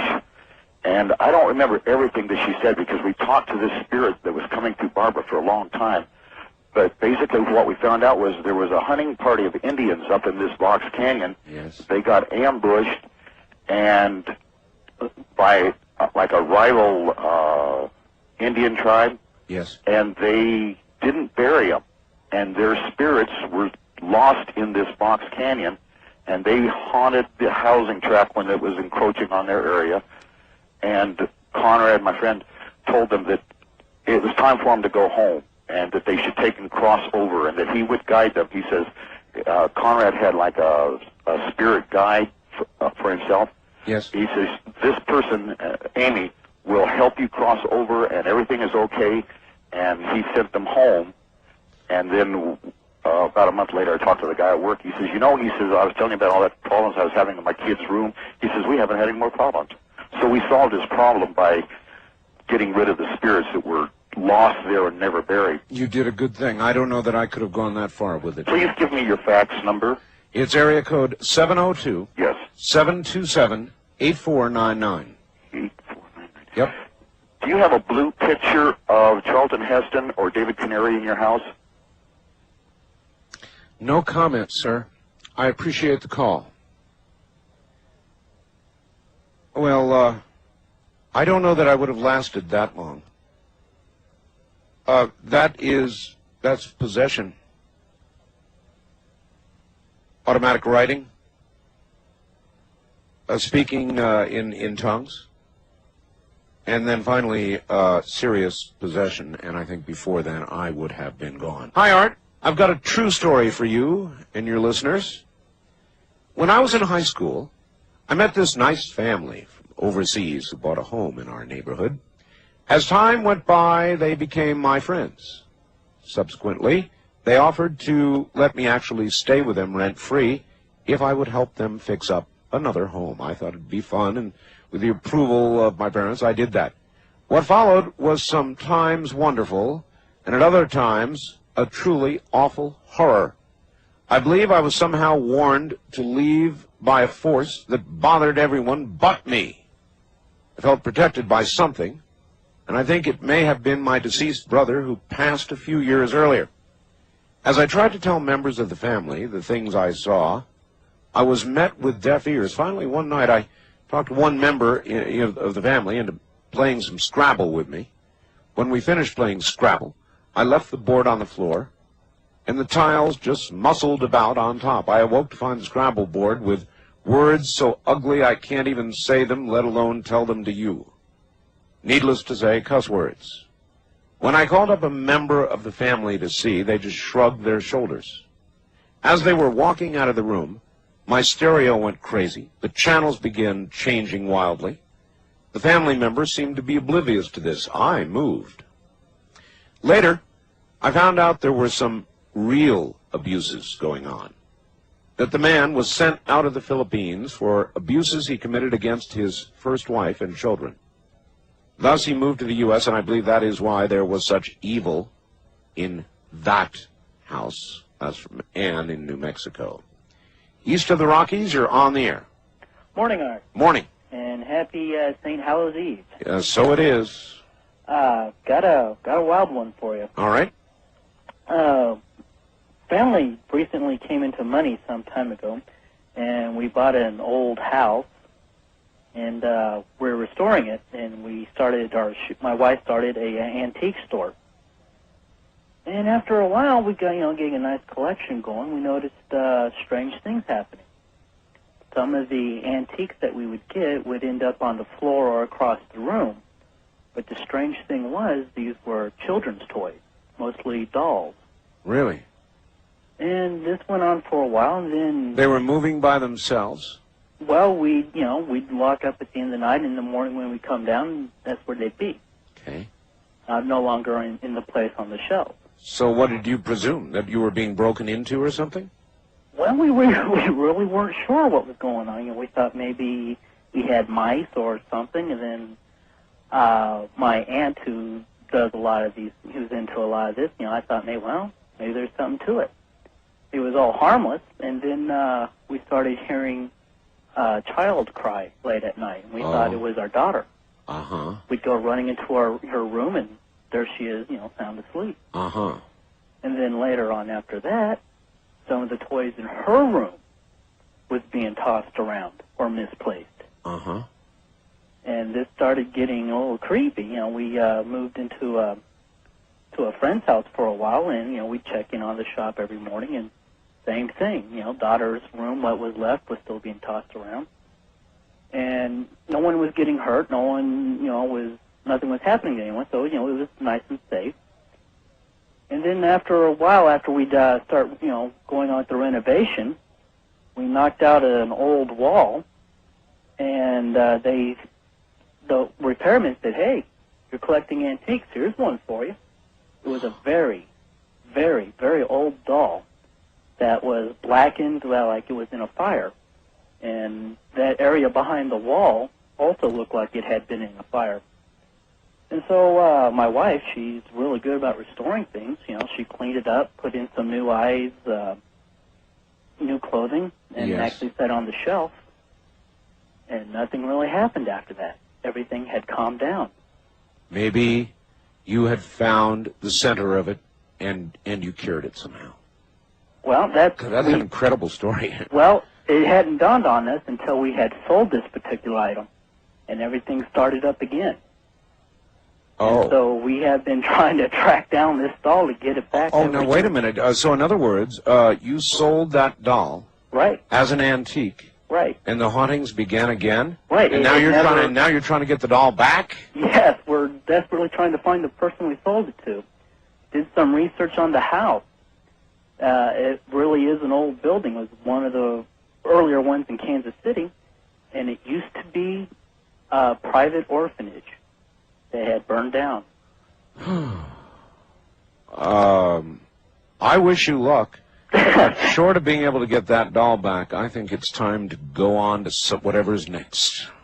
Sounds like a good plan. Thanks for the call. Well, there's a story for you. Yikes.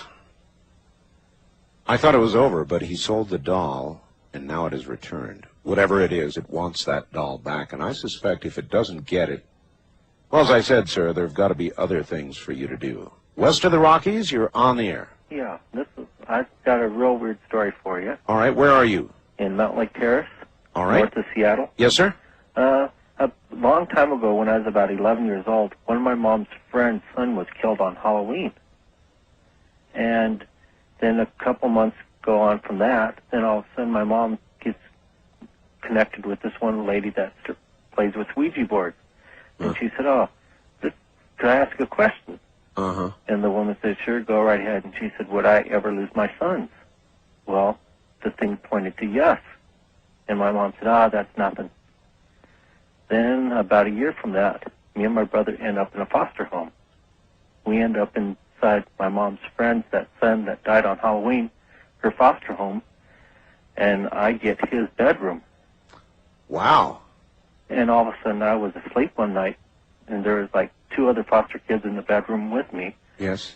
And I'm asleep on my bed, and they're asleep in their bed. All of a sudden, I feel my bed pressed down real hard, like someone's sitting on it.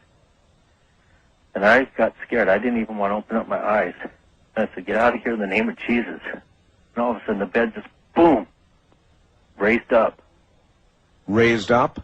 Well, from the push. And oh, you mean from being depressed? Yes. It raised up. So whatever it was, left immediately. Yep, and I went to the foster mother, and she said, it was the dog. He was in your room. I said, no, he wasn't. The door was closed.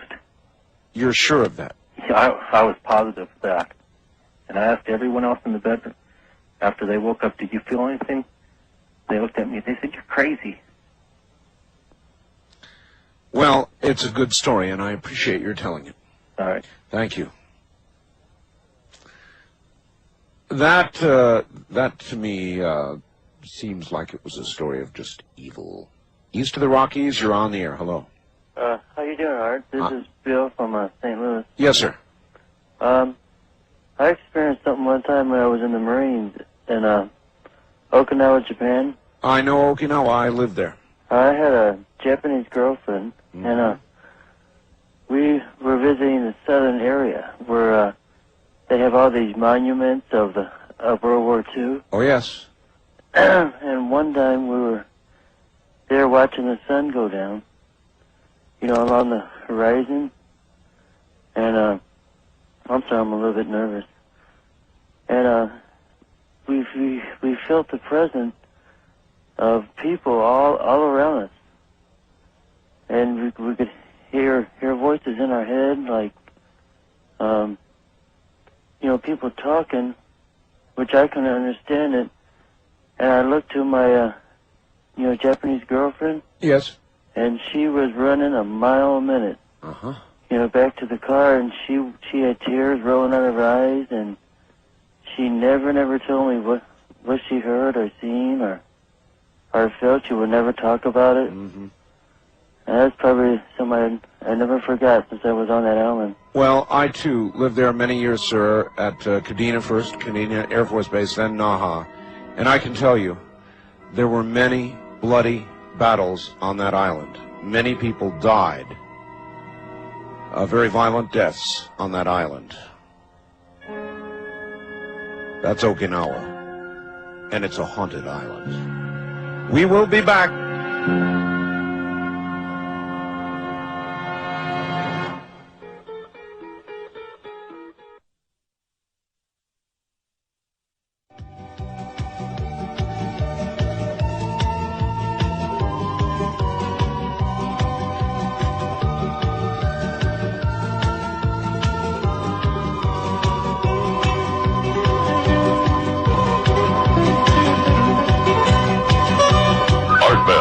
Taking calls on the wildcard line at 702-727-1295. That's 702-727-1295. First-time callers can reach Art Bell at 702-727-1222.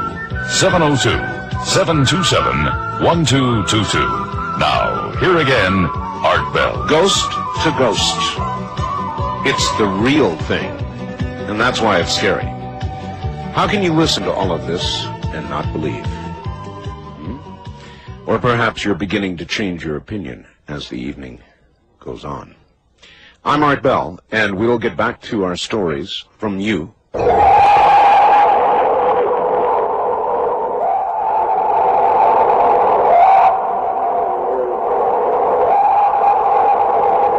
Nothing you want to meet in the woods late at night. Believe me. East of the Rockies, you're on the air. Good morning. Where are you calling from, please? I'm calling from Essex Junction, Vermont. Essex Junction, Vermont. All right. Welcome to the program. My story was really creepy because I never believed in it. My best friend and I got to be real close when we were growing up. And this happened in Connecticut. And his father was killed. And after that, it was probably 2 or 3 months after that, he told me one day that he thought that somebody was watching him, that he would see a man like across the street, or if he was in a store, he could see a man outside on the street, across the street, watching him. And I said, well, you're out of your mind, or have you ever told anybody, call the cops or anything? And he said no. And he was a pretty conservative kid. We were about 17 at the time. And this kept happening more frequently. It wouldn't happen just once a month. Sometimes it was happening 2-3 times a month, and sometimes it was happening once a week. And one day I went over to his house, and I walked through the door and went into the kitchen, and he was sitting at the kitchen table talking to a guy. And I just saw this guy for an instant, and my friend looked at me, and when we both looked to where this guy was sitting, he wasn't sitting there anymore. Just gone.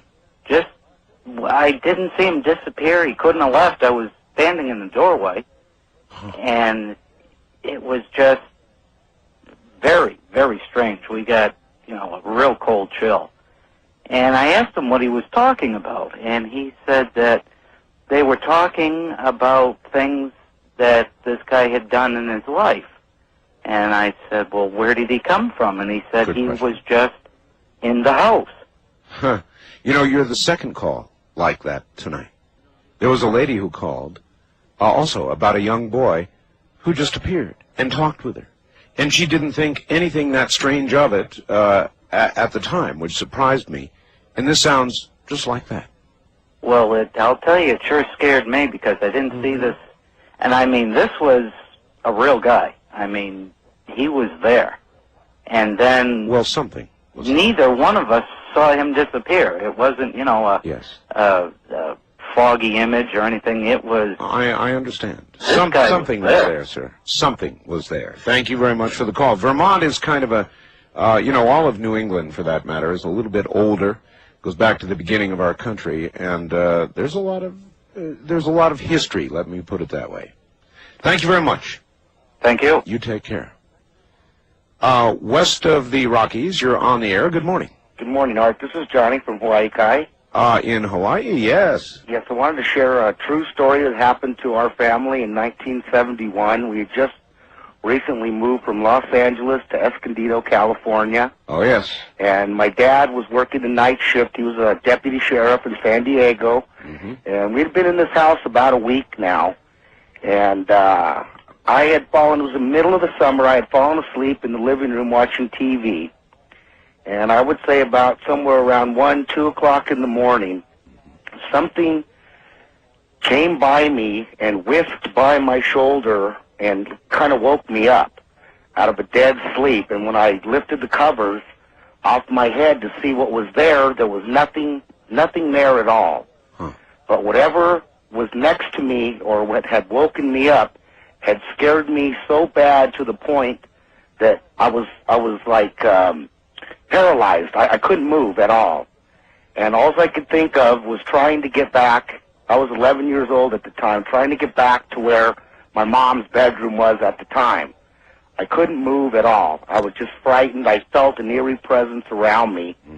And within about 5 minutes of me being woken up, the light in my mom's bedroom had went on, and my brother Jerry was sleeping with my mom back in the back bedroom, because my dad was at work. Anyways, the light went on. As soon as that light went on, I ran as fast as I could from the living room all the way to the back of the house to where my mom was, and something had woke her up as well. And I told her, well, I'm going to let the dog in because there's something in the house. Good move. As soon as we opened up that back door and let our German Shepherd come in, the dog just started barking like crazy.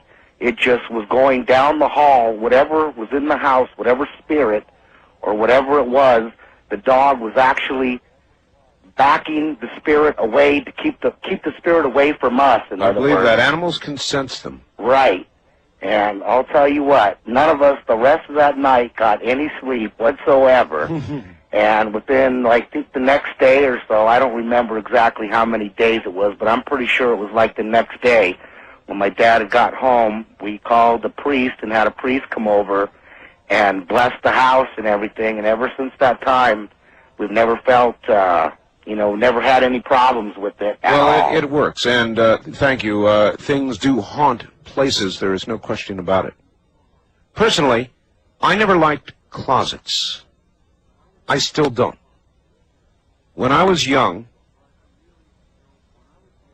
well, I really don't want to relate all of this story. Suffice it to say that as an adult, I don't go to sleep with open closets.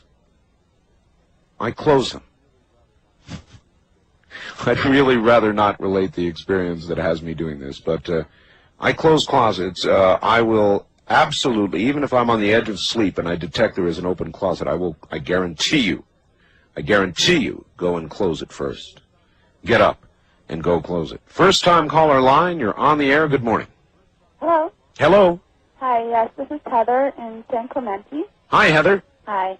And this is a story that happened, I was about 14, 15 years old. Right. And I was living in Ohio in an old farmhouse, and we had tons of little ghost stories, but this is the one that really got me. Because my girlfriend and I got a Ouija board for Christmas, and we were playing with it and everything. Young teenage girls and Ouija boards. Yeah, I know. This goes back to your teenage girl thing. Yes, it does. And, well, the Ouija board kind of led on because we were also looking into supernatural, and looking into that, we found out about channeling. Mm-hmm. And it led on that my friend could channel spirits. Yes. So we started doing this, where we used the Ouija board sort of like a conduit. Yes. So she started channeling spirits, and we're doing this, and then after a couple of weeks, I kind of got bored, and I'm like, well, I want to do it. So I decided to do it, and I remember the experience of having it start where I'm still there. I have my eyes closed, I know, but I can see the room, and I can also feel the presence in my body of this other spirit. And it was a freaky thing, you know, but it was going all right, where I hear the talking going on between myself and her. Yes. And then I hear complaining about how bright it is in the room. Did you hear it in a detached way? Yeah, Yes. In I other was words, kind of separated from my body, because I could see the room, even though physically my eyes were closed. I right. could see around the room. And so then you began to sense light? Yes, the light was too bright. We had a candle, you know, prerequisite for the Of course. Ouija board. Yes. We had a candle, and the light seemed so bright, even to me, myself, and the spirit was complaining about it being so bright, asking her to blow it out.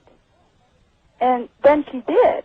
And as that happened, I look over to the side of the room, and I see my father standing there, who died when I was 2 years old. Mm.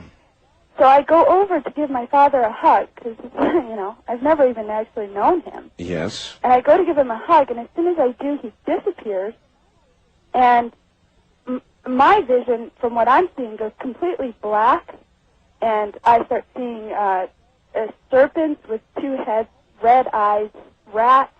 Everything is black with red eyes. It's horrible. And then the next thing that I come to realize is the lights are on, and she's just panicked. She's like, and I run to the bathroom because I can't even breathe. My heart hurts, my chest hurts. I have this burning sensation in my whole body. Yep. I can't even get a breath. How old are you now? I'm 25 now, 24 now. 25. Yeah. 24.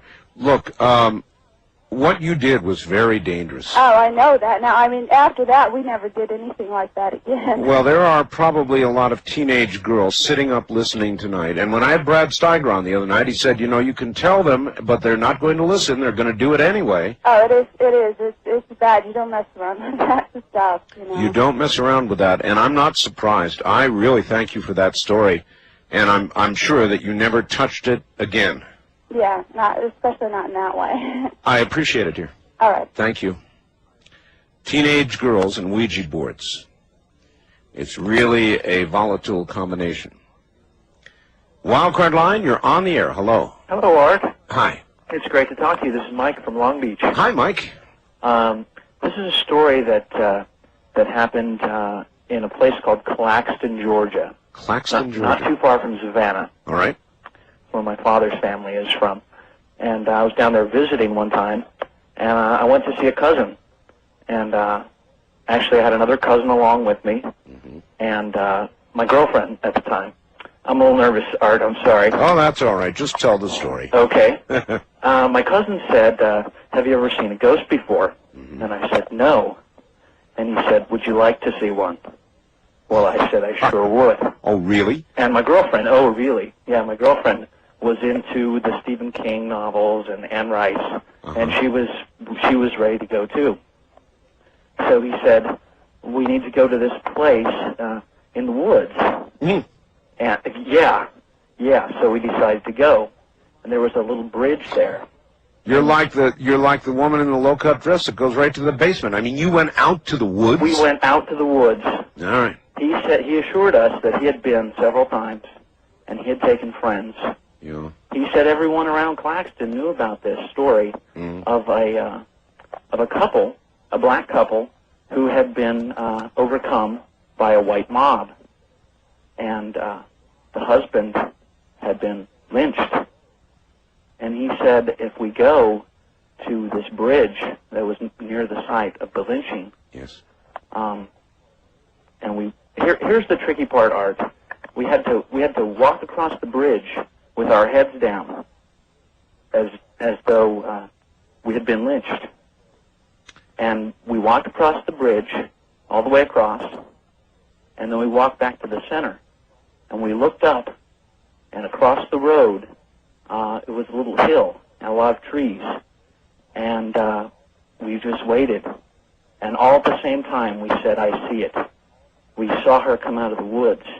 Her? Her. We saw her. She was looking for the spirit of her husband. Uh-huh. And, oh, man. Oh, man, is right. I mean, that's, to me, that's going too far to have a truly frightening experience. Well, I wasn't very frightened. No? No, actually, I was curious. My girlfriend was running away. That would have been me. That would have been you. But I was very curious, and she seemed to be moving in slow motion, coming down the hill towards us, yes, darting back into the trees, yes, and then coming down a little bit further and reappearing. Mm-hmm. And although her shape was she looked torn and tattered, but she was like a green glow. Uh-huh. And you just stood there watching, saying, "Cool." We stood there. One of my cousins left, who hadn't seen it before. He ran away. Smart cousin, yeah. The smart cousin. And my girlfriend was running too. Mm-hmm. Smart girlfriend. Another cousin of mine and I stayed, and dumb cousins. Yeah. But I didn't feel frightened. Yeah. And so you stayed, and what happened? Well, eventually we left because the others were running back to my cousin's truck, and we didn't want to be left behind. Uh-huh. So we followed them, but nothing bad ever came of it. If I ever go back to Claxton, Georgia again, I'll be out on that bridge. You would do that again? I would do that again. Well, maybe it's an IQ problem, basic, you know. Thank you very much for the call. Oh, thank you, Art. Right, take care. Oh my gosh, that's going too far to have too much of a terrifying experience. West of the Rockies, you're on the air. Hello. Yeah, hi, Art. This is Lance from Clam Falls, Oregon. Hi, Lance. Yeah, hi. I got a story I want to tell you. When I just got out of the Marine Corps and I lived in Southern California, a friend of mine was getting married, and his wife was from Hanford, California. Uh-huh. And we had to go over there for the wedding, and before we went over there, she said that we had to, we could stay at a friend of her house where she lived when she was a teenager. But she warned us about this one room in this house that was built on by the guy that used to own the house that she used to stay in. And she said that she woke up one night and there was this thunder and lightning going on in the house, and she got really scared, and she got up and she looked outside, and all she saw was a starry sky. So no clouds, no storm, no clouds, no nothing. Thunder and lightning inside the house. Yeah, she saw the flashes going through the windows, and so we kind of took this story like ho hum. Yeah, right. So. And so me and my friend was in the back room there where she used to stay, and they had like a couch back there and kind of like a game room with a dartboard. Right. And we're standing there throwing darts, and we're talking about, what do you think, Jenny? You think she's had a little too much to drink or something during that night when she saw these clouds and this thunderstorm and stuff? And, yes. And, we're kind of discussing it. And, we just got through throwing darts, all 6 of them in the dartboard. My friend went to pull one dart out, and it popped out of the dartboard. And he goes, "Oh, no." And then, like he didn't get the points or something for the darts. And then he went to pull another dart out, and it fell down to the ground. You mean before he pulled it? Yeah, before he even touched it. He went to reach for it, and this happened all 3 times. All right. So after that, we stood back, and we looked at my 3 darts, and each one of them, one by one, fell down to the ground. And we just went, oh, right. Whoa. Oh, whatever. Yeah, Yes. So we went in, we ran, and we told everybody, and they said a weird thing also happened in that house, where they had their speakers set up in this house, and they're sitting there listening to the stereo, and all the speaker wires started flying off the wall and unplugged the speakers. Oh, that's bad. Yeah. Very bad. That's even worse than the darts. Yeah, well, the wedding ended up the wedding ended up pretty good, but the marriage didn't turn out too good. The marriage? But anyway, you know what I wanted to tell you. You know what you ought to do tonight? What's that? Your cat sound. You gotta do the cat sound. Well, maybe I'll try and fit it in. But You gotta. It's Halloween. all right. All right, nice talking to you, Art. And to you, sir. Have a good one.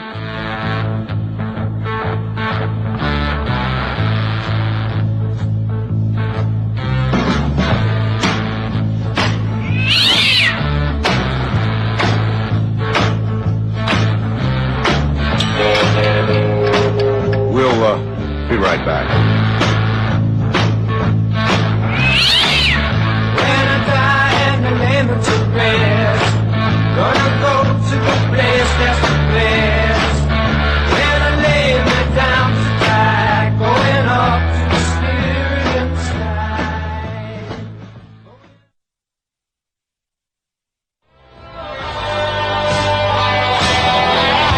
This is CBC.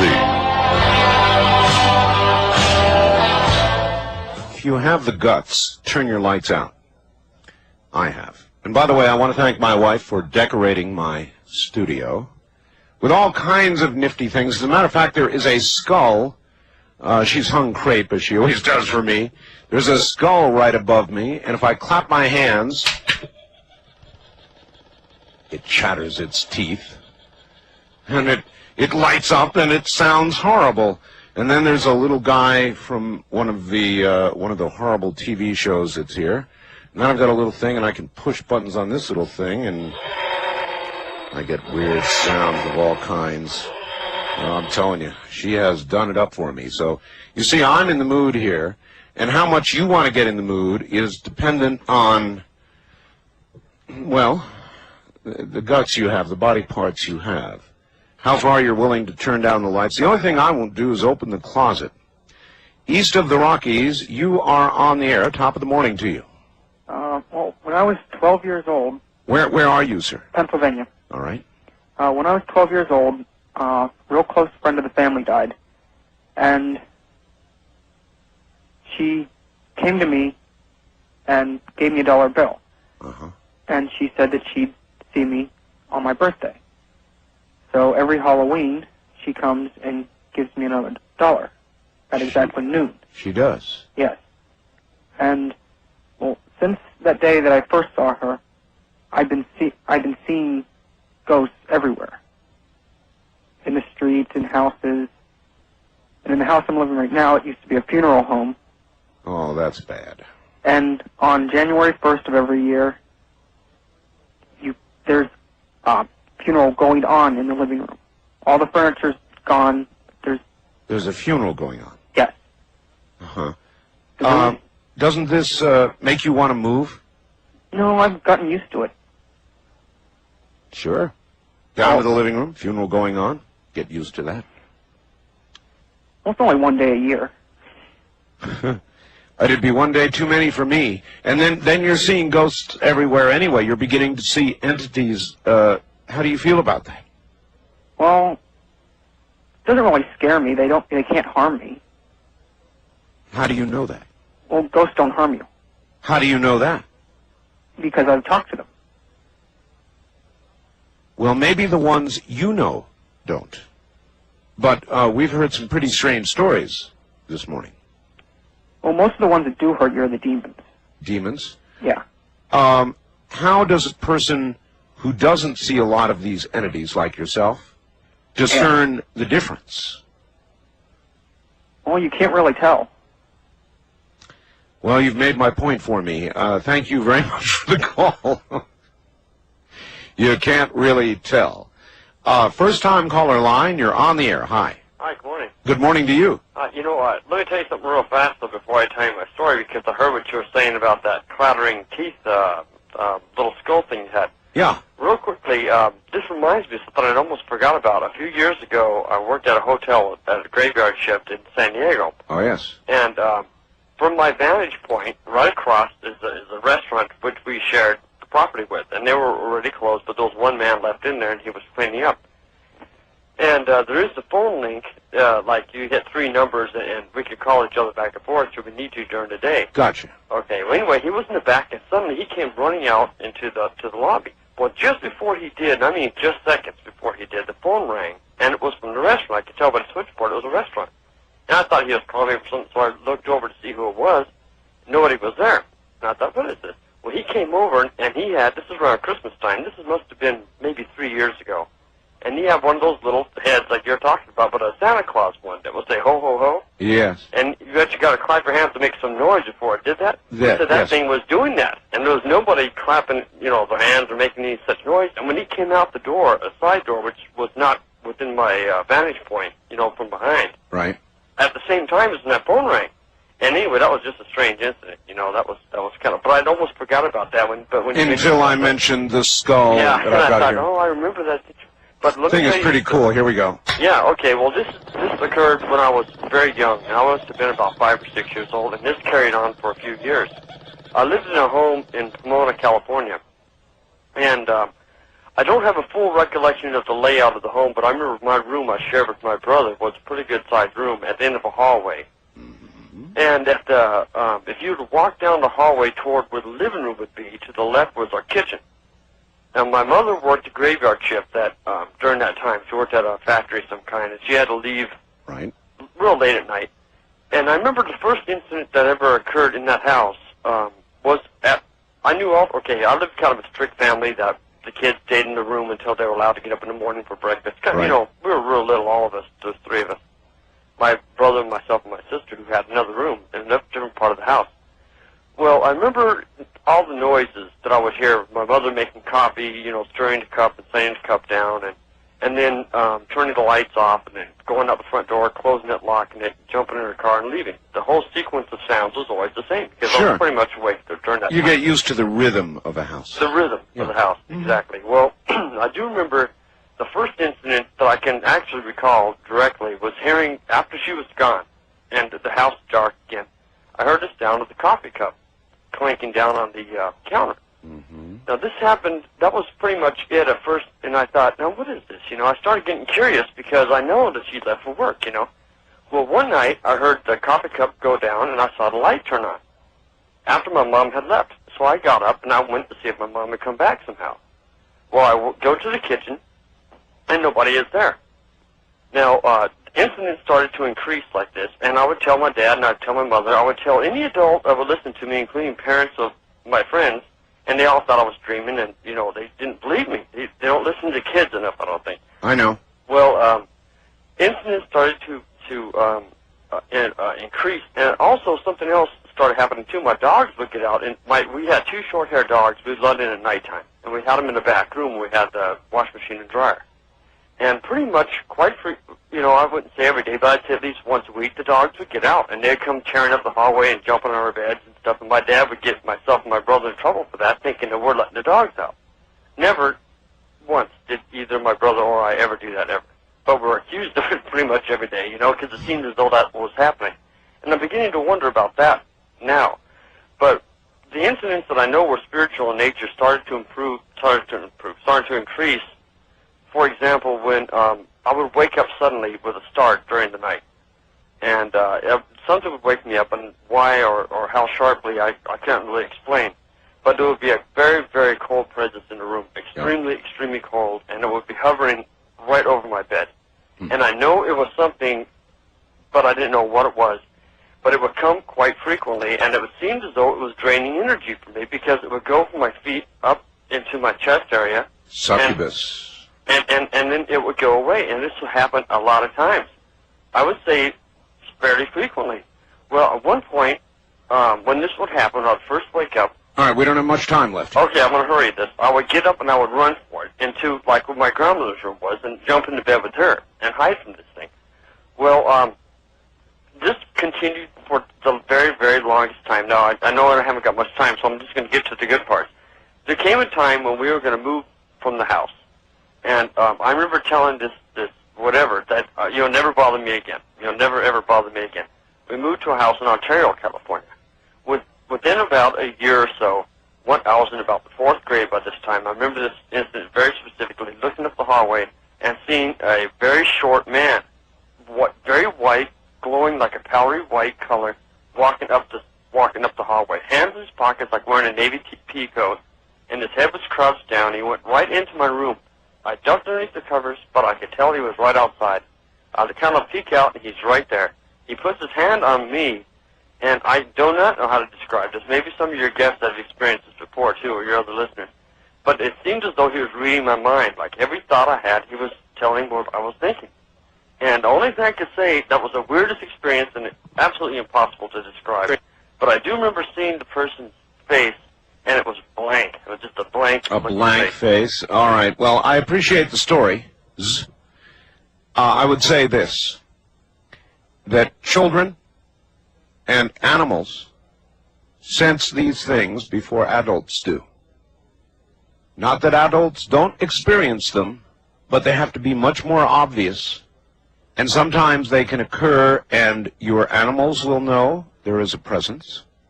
Your children will know, and you will put it off, as one does children, to their active little imaginations. When they get older, and they become as you, they too will be basically immune to it. That doesn't mean it's not there. You just have forgotten how to see it and hear it and know it. But not children and not animals. West of the Rockies, you're on the air. Good morning, Art. Good morning. This is Grant in Seattle. Yes, Grant. Got the mood lighting, the candle, the open closet, and all that. I wouldn't open the closet. Got a story for you about a haunted radio station I worked at about 7 years ago in southern Idaho. Oh, there's plenty of stories in broadcasting. Southern Idaho, huh? Yes. All right. I won't mention the station because the management would get quite upset. Yeah, please don't. Even if we would ask about the ghost. I worked there on the weekends, overnight shift, and basically the only one in the station.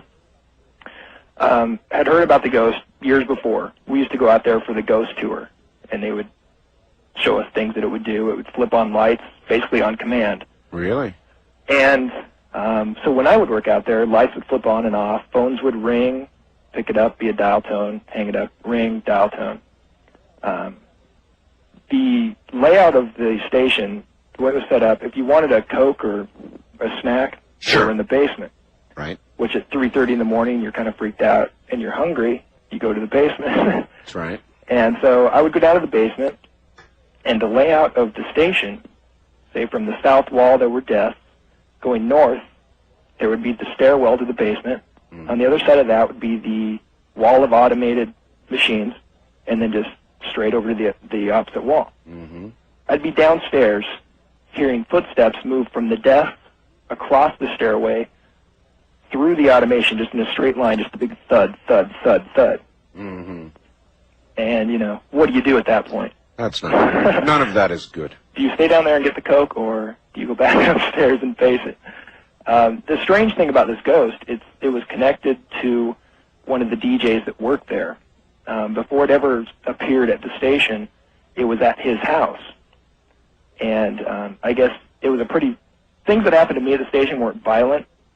Things that happened previously to other DJs that were pretty violent. Things being thrown at them.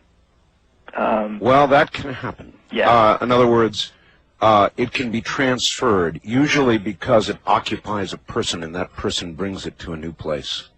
Yeah, that's what happened with this. His wife left his house with his kids, said it had gotten that bad, told him to have a priest come in there and bless the house or move or whatever, but she wasn't coming back till something was done.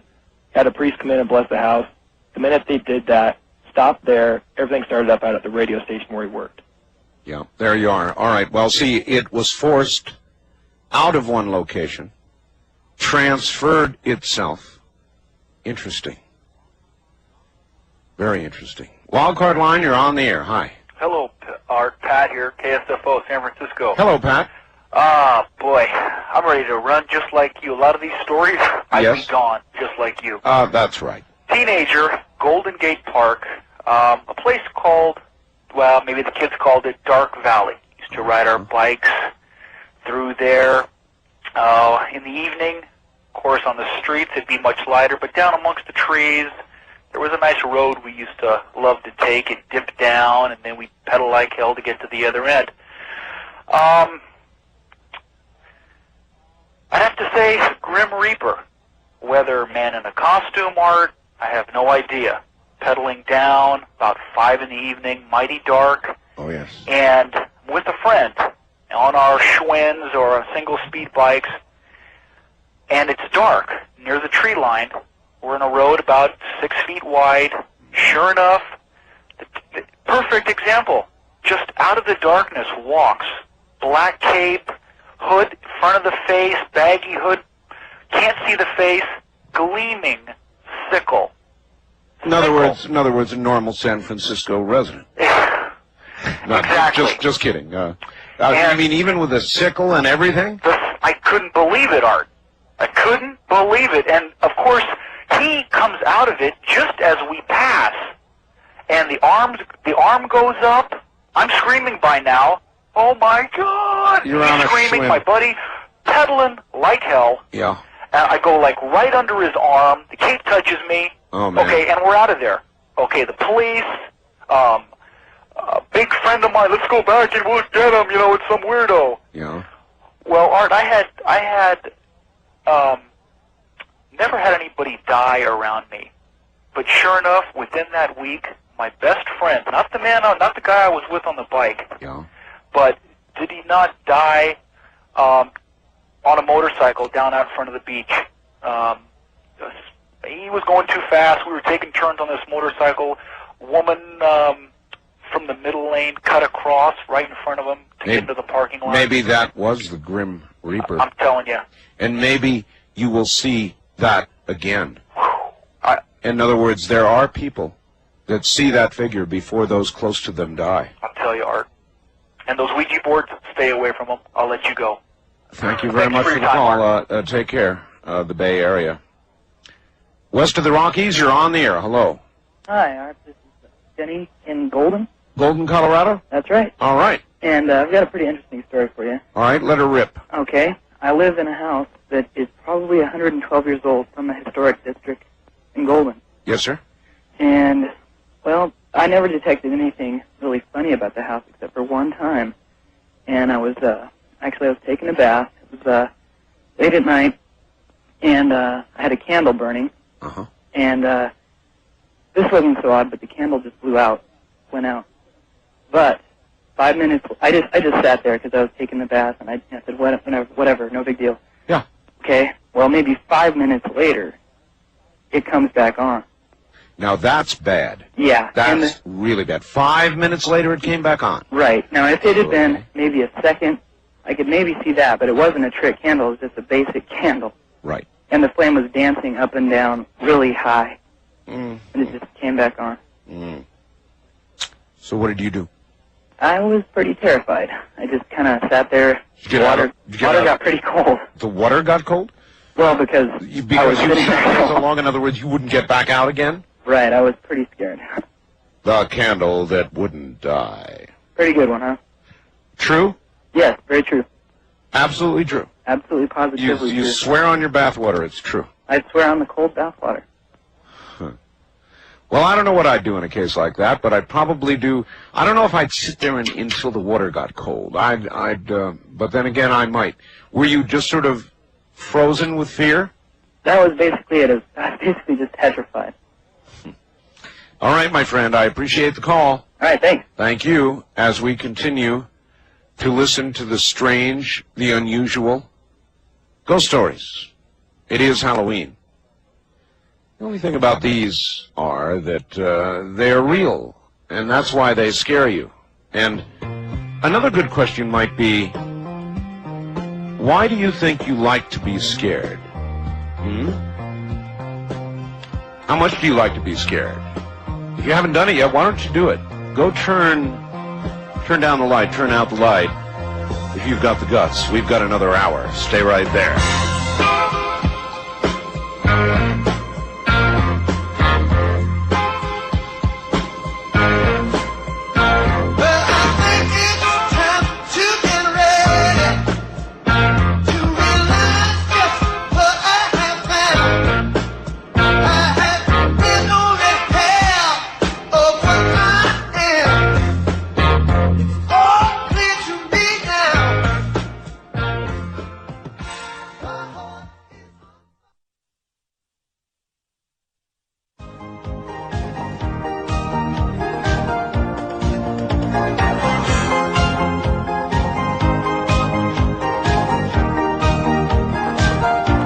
You are listening to the best of Art Bell. From the Kingdom of Nye, Coast to Coast AM continues with Art Bell. On the first-time caller line, you're on the air. Hi. Hi, how are you? Fine. Where are you, sir? I'm fine. Where am I? Yes. I'm calling from Ojai, California. Oh, hi. I know it well, all right? Well, very well. Back in 1981, I was 19 years old in Arkansas. Yes, sir. Okay, and I was with an acquaintance that night, and he was into the occult. Okay. Now, I was not. We said goodnight. I went home, and it was just getting dark, and I went to bed. Okay, I'm facing the wall, and then starting to doze off, and not quite asleep. I get an eerie feeling, and the room gets chilly. I turn over to my other side. There's the man that I was with earlier on that evening. Bad sign. And I looked to him, I said, "What are you doing here?" I said, "How'd you get in?" Because I had the door deadbolted and chained. Mm-hmm. And he just looked at me, and he just laughed. He goes, "John." And that was all that he said. And so then I got up. I was awake. I got up, and I followed him. And he led me into the kitchen. Mm-hmm. I flipped on the switch. The light went on. He disappeared. So I went to the door, and it was deadbolted and still chained. So actually, I wasn't scared that night when it happened. However, every night there on out, I went to sleep with the light on for quite a while. I'm sure you did. Yes, sir, I did. And I asked him about the next day, and he just chuckled. So not quite a ghost story because he was still alive, but I did see him there, and he disappeared.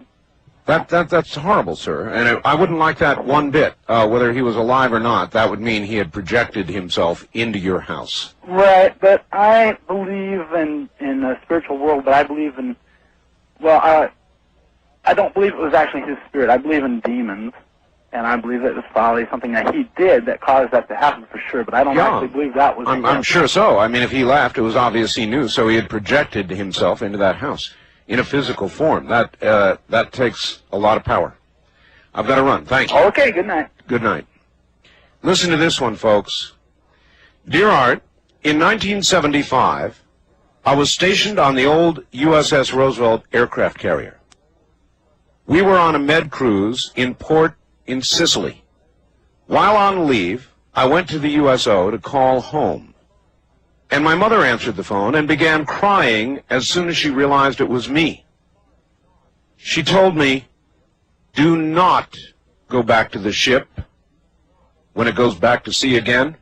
She was almost hysterical about it. She made me promise that I would not go no matter what might be done to me, even if it meant a court-martial. I was the supply officer's yeoman. So I made arrangements to fly to Naples, Italy, which was to be our next stop in 7 days. My job would be to set up water and garbage barges for the carrier when it arrived. My berthing area on the ship was all the way forward, just below the cat launchers. While the USS Roosevelt was going through the Messina Straits between Italy and Sicily, she collided with a Liberian wheat freighter. We hit it broadside. My berthing area collapsed the sleeping area, which had been pushed into it. The collision occurred about 2 a.m., and I would have been asleep at that time, and I would have very likely been killed. When the ship arrived in Naples, I couldn't believe what had happened. Mothers do know what's best, and it's signed simply Jerry. Wildcard line, you're on the air. Art, this is Forrest calling from Denver. Hello, Forrest. How are you? Fine. This is another Colorado law enforcement ghost story. Did you heard the one I read? Oh, yeah. Yeah. Yeah, this one is, the officer will remain anonymous as well as the agency, if that's okay. That's fine. A couple years ago, a veteran officer in Colorado was on a routine night patrol on a kind of a misty night. And he was driving along a road he knew very well, hadn't been in that area for many years. He saw a gentleman walking or standing alongside the road. Well, it was a little bit unusual because it was in a rather desolate area of Colorado. He pulled over, Sure. did a routine field interrogation Right. on the fellow. He turned out to have no ID. Gave him a name, whatever the name was, it didn't matter. And he had no reason to hold him. Not having any weapons on him or anything like that, so he just let him go. Sure. He didn't necessarily search him, but he had no reason to hold him or act any further. Understood. So, about 20 or 30 miles down the road, as he was driving along, he spots another fellow standing alongside the road. This guy knew the area real well. He did not turn back on himself or get lost. He pulls over. Here we go again. The guy comes over to the car. The officer rolls down the opposite window, and the guy looks inside the patrolman's car, and he realizes it's the same guy. He looks at him. Is kind of taken aback, decides, hey, what's up with this? Gets out of his car, turns the lights on, walks around the car, proceeds to want to interrogate this fellow further, and he's just gone. Gone. He's just not there. True story? Yes, I have it on very good authority. Yes. I appreciate your telling it. Yeah. Thank you very much. Thank you. That is but one of many in law enforcement. And as you know, they work in all hours. Law enforcement goes on 24 hours a day. And so they're out there in the dark hours. And things happen. East of the Rockies, you're on the air. Hello. Hi, Art. Hello. This is Bill from Savage, Minnesota. Hi, Bill. KSTP. You bet. I had an experience about 5 years ago. I went to a housewarming party from acquaintance at work, and during the party I went into the restroom, and I was standing there, and just this cold shiver came over me, and then a voice in my head, wasn't my voice, is screaming, "Get out." Really? I would take that at face value myself. I left. There you go. Okay. And also another friend of mine who grew up in the area, and some other kids that I hunt with every year. About 20 years prior to that, one of the guys that I hunted with, his mother committed suicide in that house. With a gun in the bathroom. Yes. Yeah, I don't know what it is about that kind of death. But everybody out there who's ever contemplating such a thing should bear in mind these sorts of stories. These spirits seem to be caught or linger or don't know to go on. I don't know what occurs to them. Yeah, it was the strangest thing because I questioned another friend. I've never told this guy about it, but I questioned another friend who grew up in the area, and he told me all about it. And it's like, I never believed in that kind of stuff either, but I firmly believe these days. Sure. I appreciate the call, sir. I love your show. Thank you. Art, in 1971, I was working for a company that managed apartment units in San Jose, California. My job was to repair and maintain them. There was one apartment building in East San Jose where tenants were constantly complaining about one of the units on the second floor. All the people who lived on that floor said that people were constantly coming and going from the apartment in question at all hours of the night. They also said there were people chanting and screaming came from the unit late at night. The police had responded to the address many times, but no charges were ever proven. At last, my company succeeded in evicting the tenants, and a work order was issued to prepare the apartment for new tenants. So, the next morning, I responded to the unit to inspect, repair, issue cleaning orders, or whatever was needed to rent the unit. As I was trying to open the door, a kind old black lady from down the hall came over and said to me, "Son, don't go into that apartment before you bring a priest to bless it. That place is evil." As I opened the door, I beheld an eerie sight. The walls were painted black, the windows covered with thick, dark cloth. All the light bulbs replaced with red-tinted bulbs. In the center of the living room, the carpet had been ripped out, and a pentagram painted inside a circle about 8 feet in diameter was in the center of the room. In other rooms, there were altars of some kind, and the remains of small animals that had been tortured and killed recently. After the police had been called, made their reports and left, I rented a dumpster and cleaned the place out.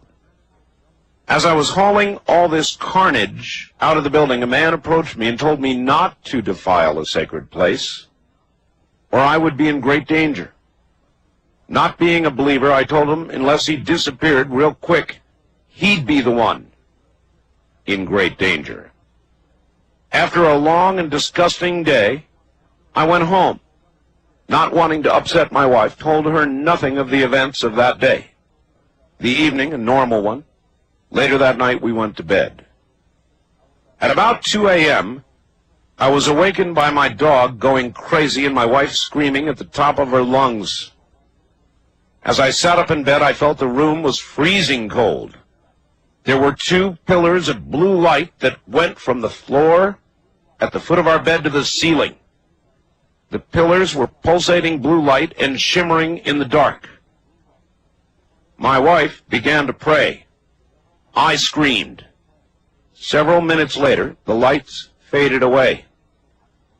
The next day, I contracted the rest of the job and never responded to that address again. And I'll withhold the name. West of the Rockies, you're on the air.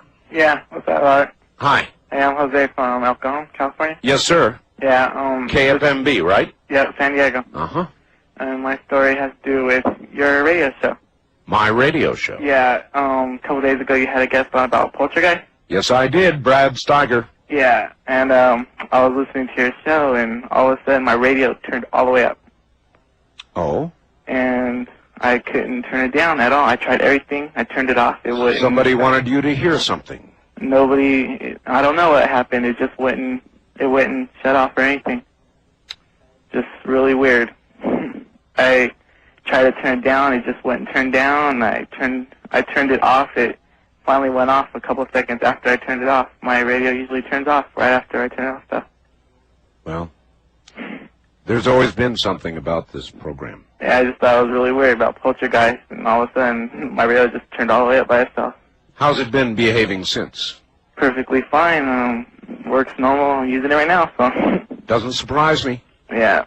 Take it for what it's worth. Thank you very much for the call. First-time caller line, you're on the air. Hello. Hello. Hello. Yes, hi. Hi, Art. This is Marcy calling from Juneau, Alaska. Well, Juneau, Alaska. Hi, Marcy. How are you? I'm doing fine. My husband and I have just started watching your show, and we enjoyed a great deal. Do you actually sit there and stare at the radio? Well, actually, it's on TV. We have our scanner channel on. Oh, I see. All right. And I have a story that has a very good moral behind it, not to play with the Ouija board. My very best friend used to babysit in a house, and she babysat for years there. The house was always, a warm, happy home. Mm-hmm. And a new family moved into the home, and she was recommended to the family as a babysitter.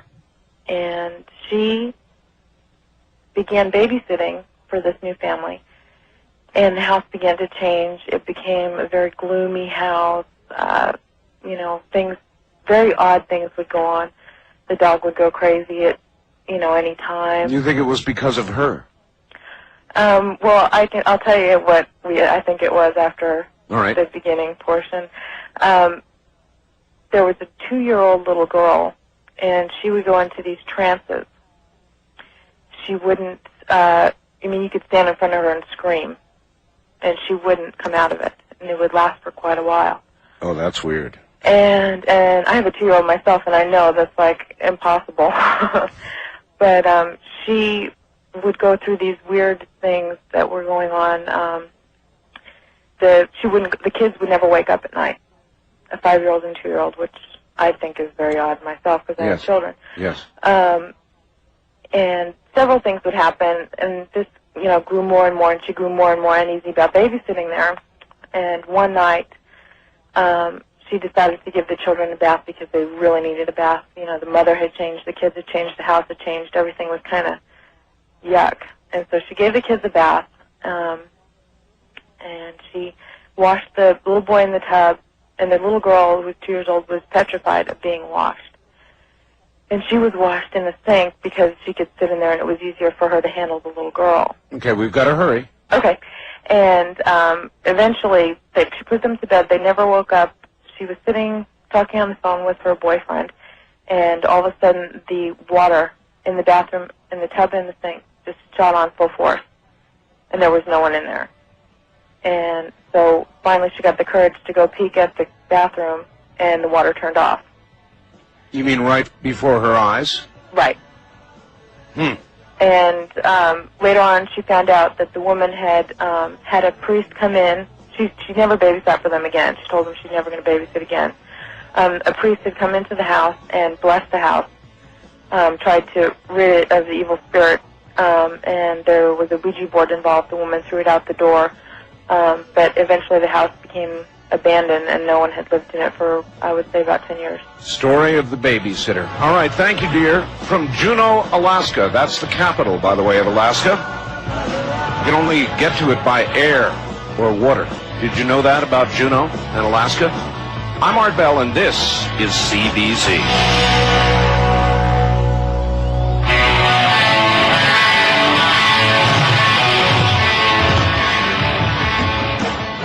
Hey, Art, 2 cousins of mine who are brothers slept in the basement of an old house about 25 years ago.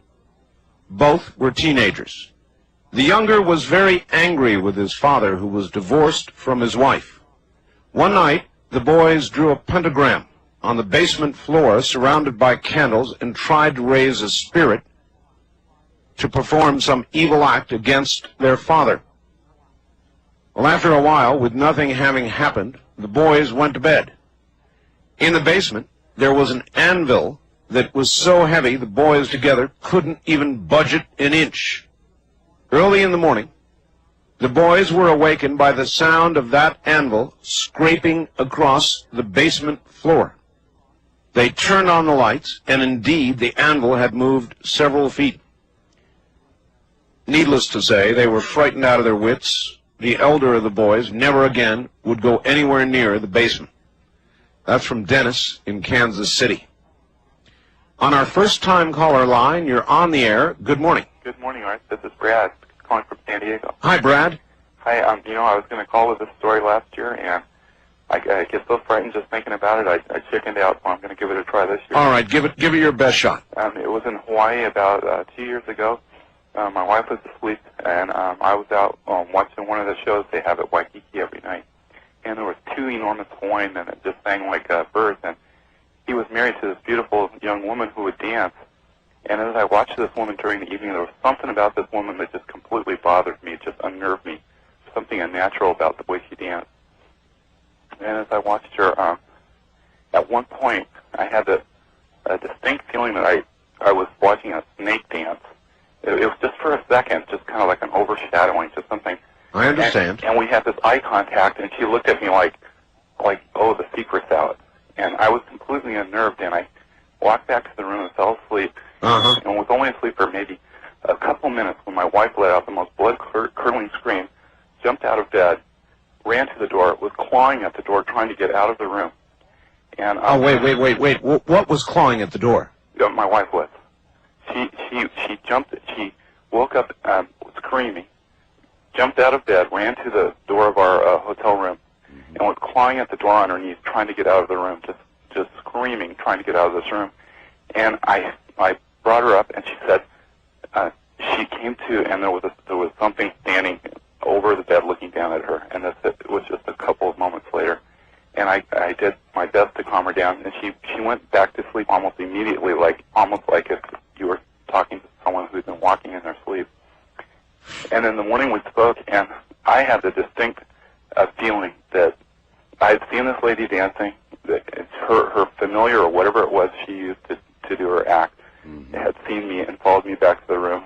And the second I'd fallen asleep, this thing had hovered over my wife and woken her up and just... That is truly frightening.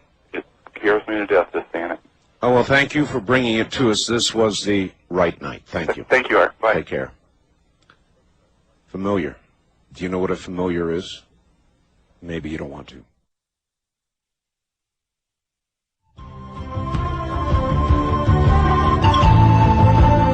This is CBC. Wildcard Line, you're on the air. Good morning. Hi, Art. This is TJ from Colorado Springs. Yes, sir. It's a long story. I was into all the paranormal stuff. Had a friend who said he was a wizard, which intrigued me, and went through the stuff. We ended up going to Genesee Park at the summer solstice to see tree spirits. We got up to this one point in Genesee Park, and we were sitting there doing our little thing to see this, and the air felt heavy. Everything just started feeling bad. We started seeing little red eyes peering at us. Red eyes? Yeah, and they kept coming and stuff. So we decided to get out of there. Good move. We started going back to our car, and on the way back to the car, I looked off to my left, and there was, well, no, it was my right. There was a meadow, and something caught my eye, and I was just like fixed on the spot. What I saw was like gray figures out of the corner of my eye making a circle and moving like counterclockwise around a glowing, like a fire or something. And I didn't think anything of it until all of a sudden my friend stopped and turned and looked where I was looking and said, "Look at that, they're dancing." And at this point, everybody in the group freaked. We started running.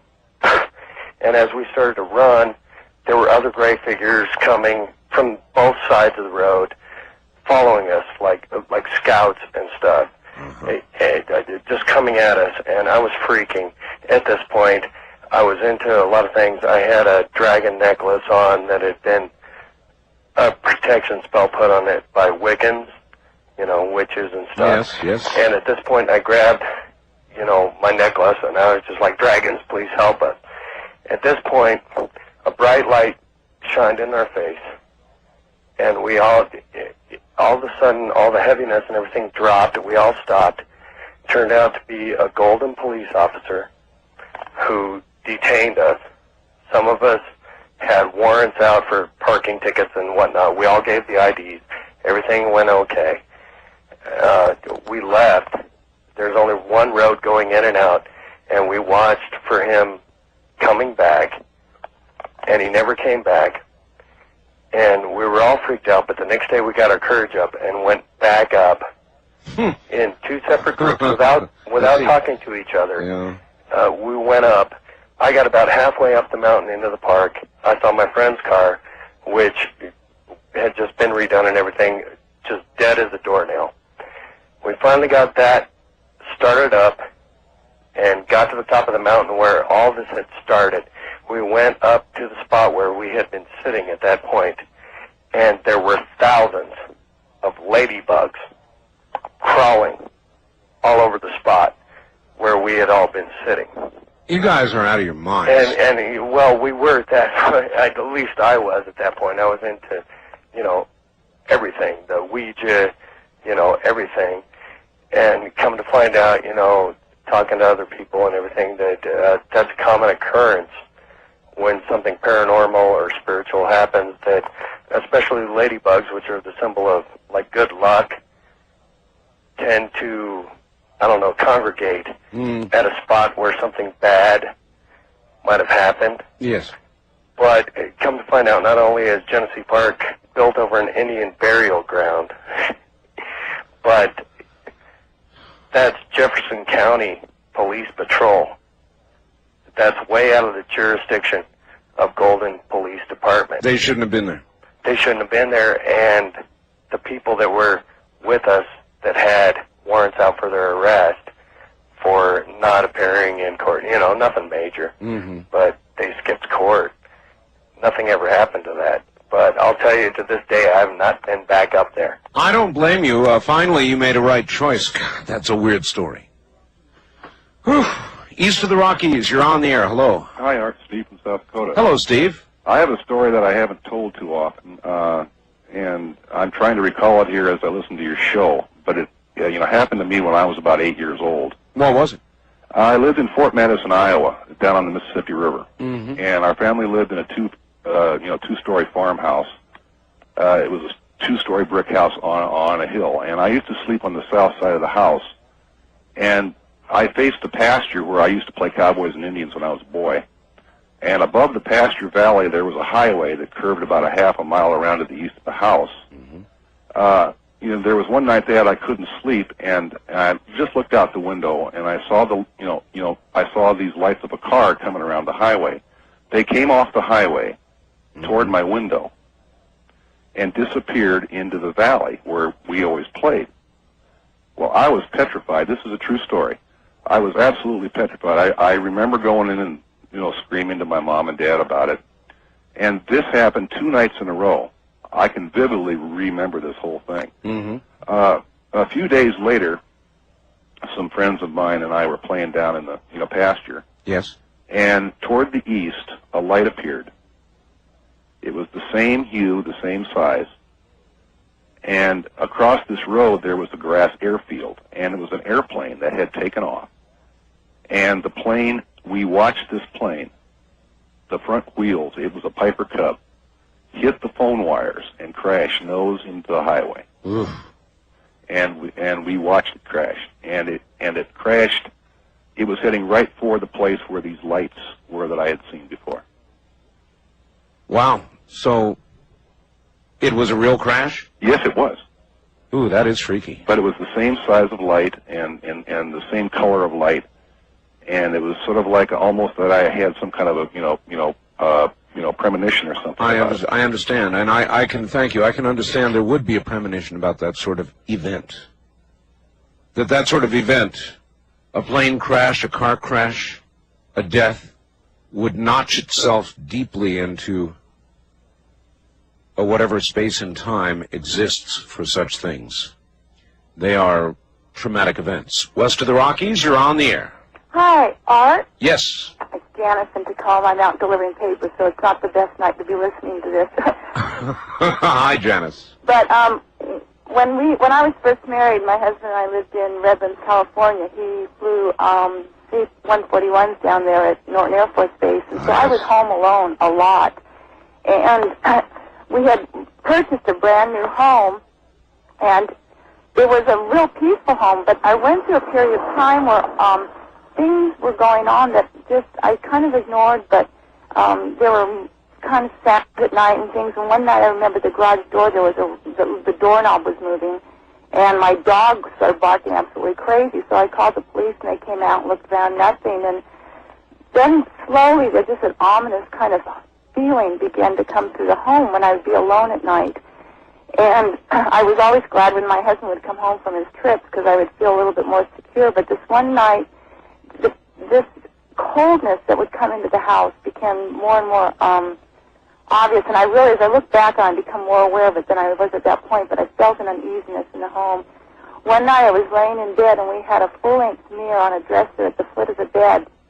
And I was sound asleep. And all of a sudden, I was just like a shock. I was woken. I don't know if you've ever experienced that. Some people, it's just like brought out of sleep, like in a cold sweat. I know exactly what you're talking And about. I looked at the foot of my bed, and there was a black figure standing there. In front of the mirror, there was no reflection in the mirror. And, I mean, I laid there paralyzed. Of course. And I just began to pray the Lord's Prayer. I couldn't, nothing else. And I had known, as a Christian, I had known that we had authority over anything. But that thing was gone. And after that, the whole house warmed up again. But it was the bizarrest experience that I have no idea why, what triggered it.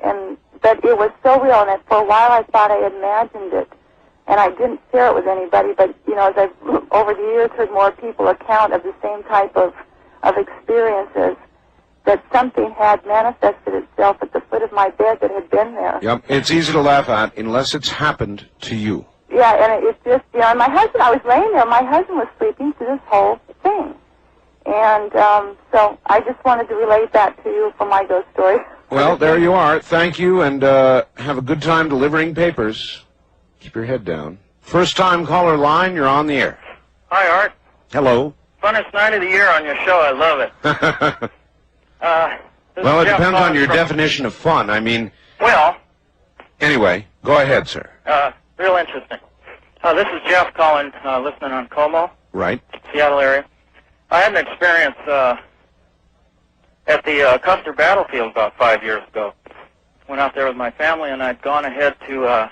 the battle site by myself, and I was up there in the afternoon, and it turned out I was the last person in the park. And the ranger came up and said he'd go ahead and leave the gate unlocked, and I could let myself out. Right. I couldn't believe it. So I'm up there right by the mass grave site, and decided to take a walk along this path they have over to where some other guys were slaughtered. I was walking along there, and it's real quiet.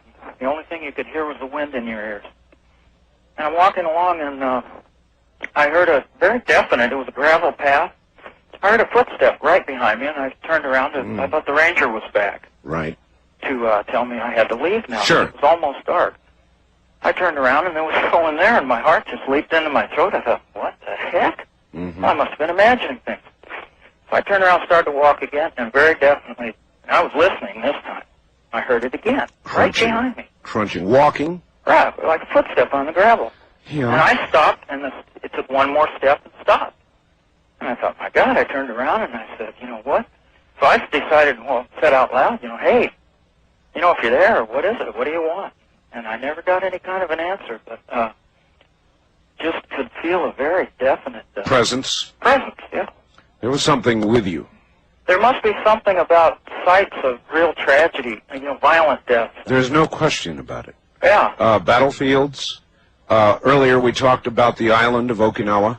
Right. It's a haunted island, sir. I can tell you, places where many, many people have died violently, unexpectedly. Yeah. They're haunted. That's all there is to it. It was astounding. Thank you. Take care. There's no doubt about it. Violent death, unexpected death, suicides, murders.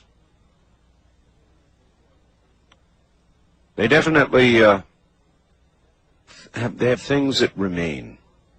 Wildcard line, you're on the air. Good morning. Hi, Art. This is Mike in KEX. Hi, Mike. This is a story about demons. Demons. Lucifer. Yes. And angels. All right. And it's a true story. Well, we don't have a lot of time, so lay it out.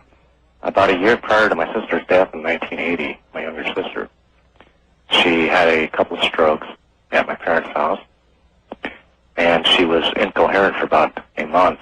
She would just babble, and she would just stare straight forward. And after she came out of that, we asked her, do you remember anything about the time that you were in that state?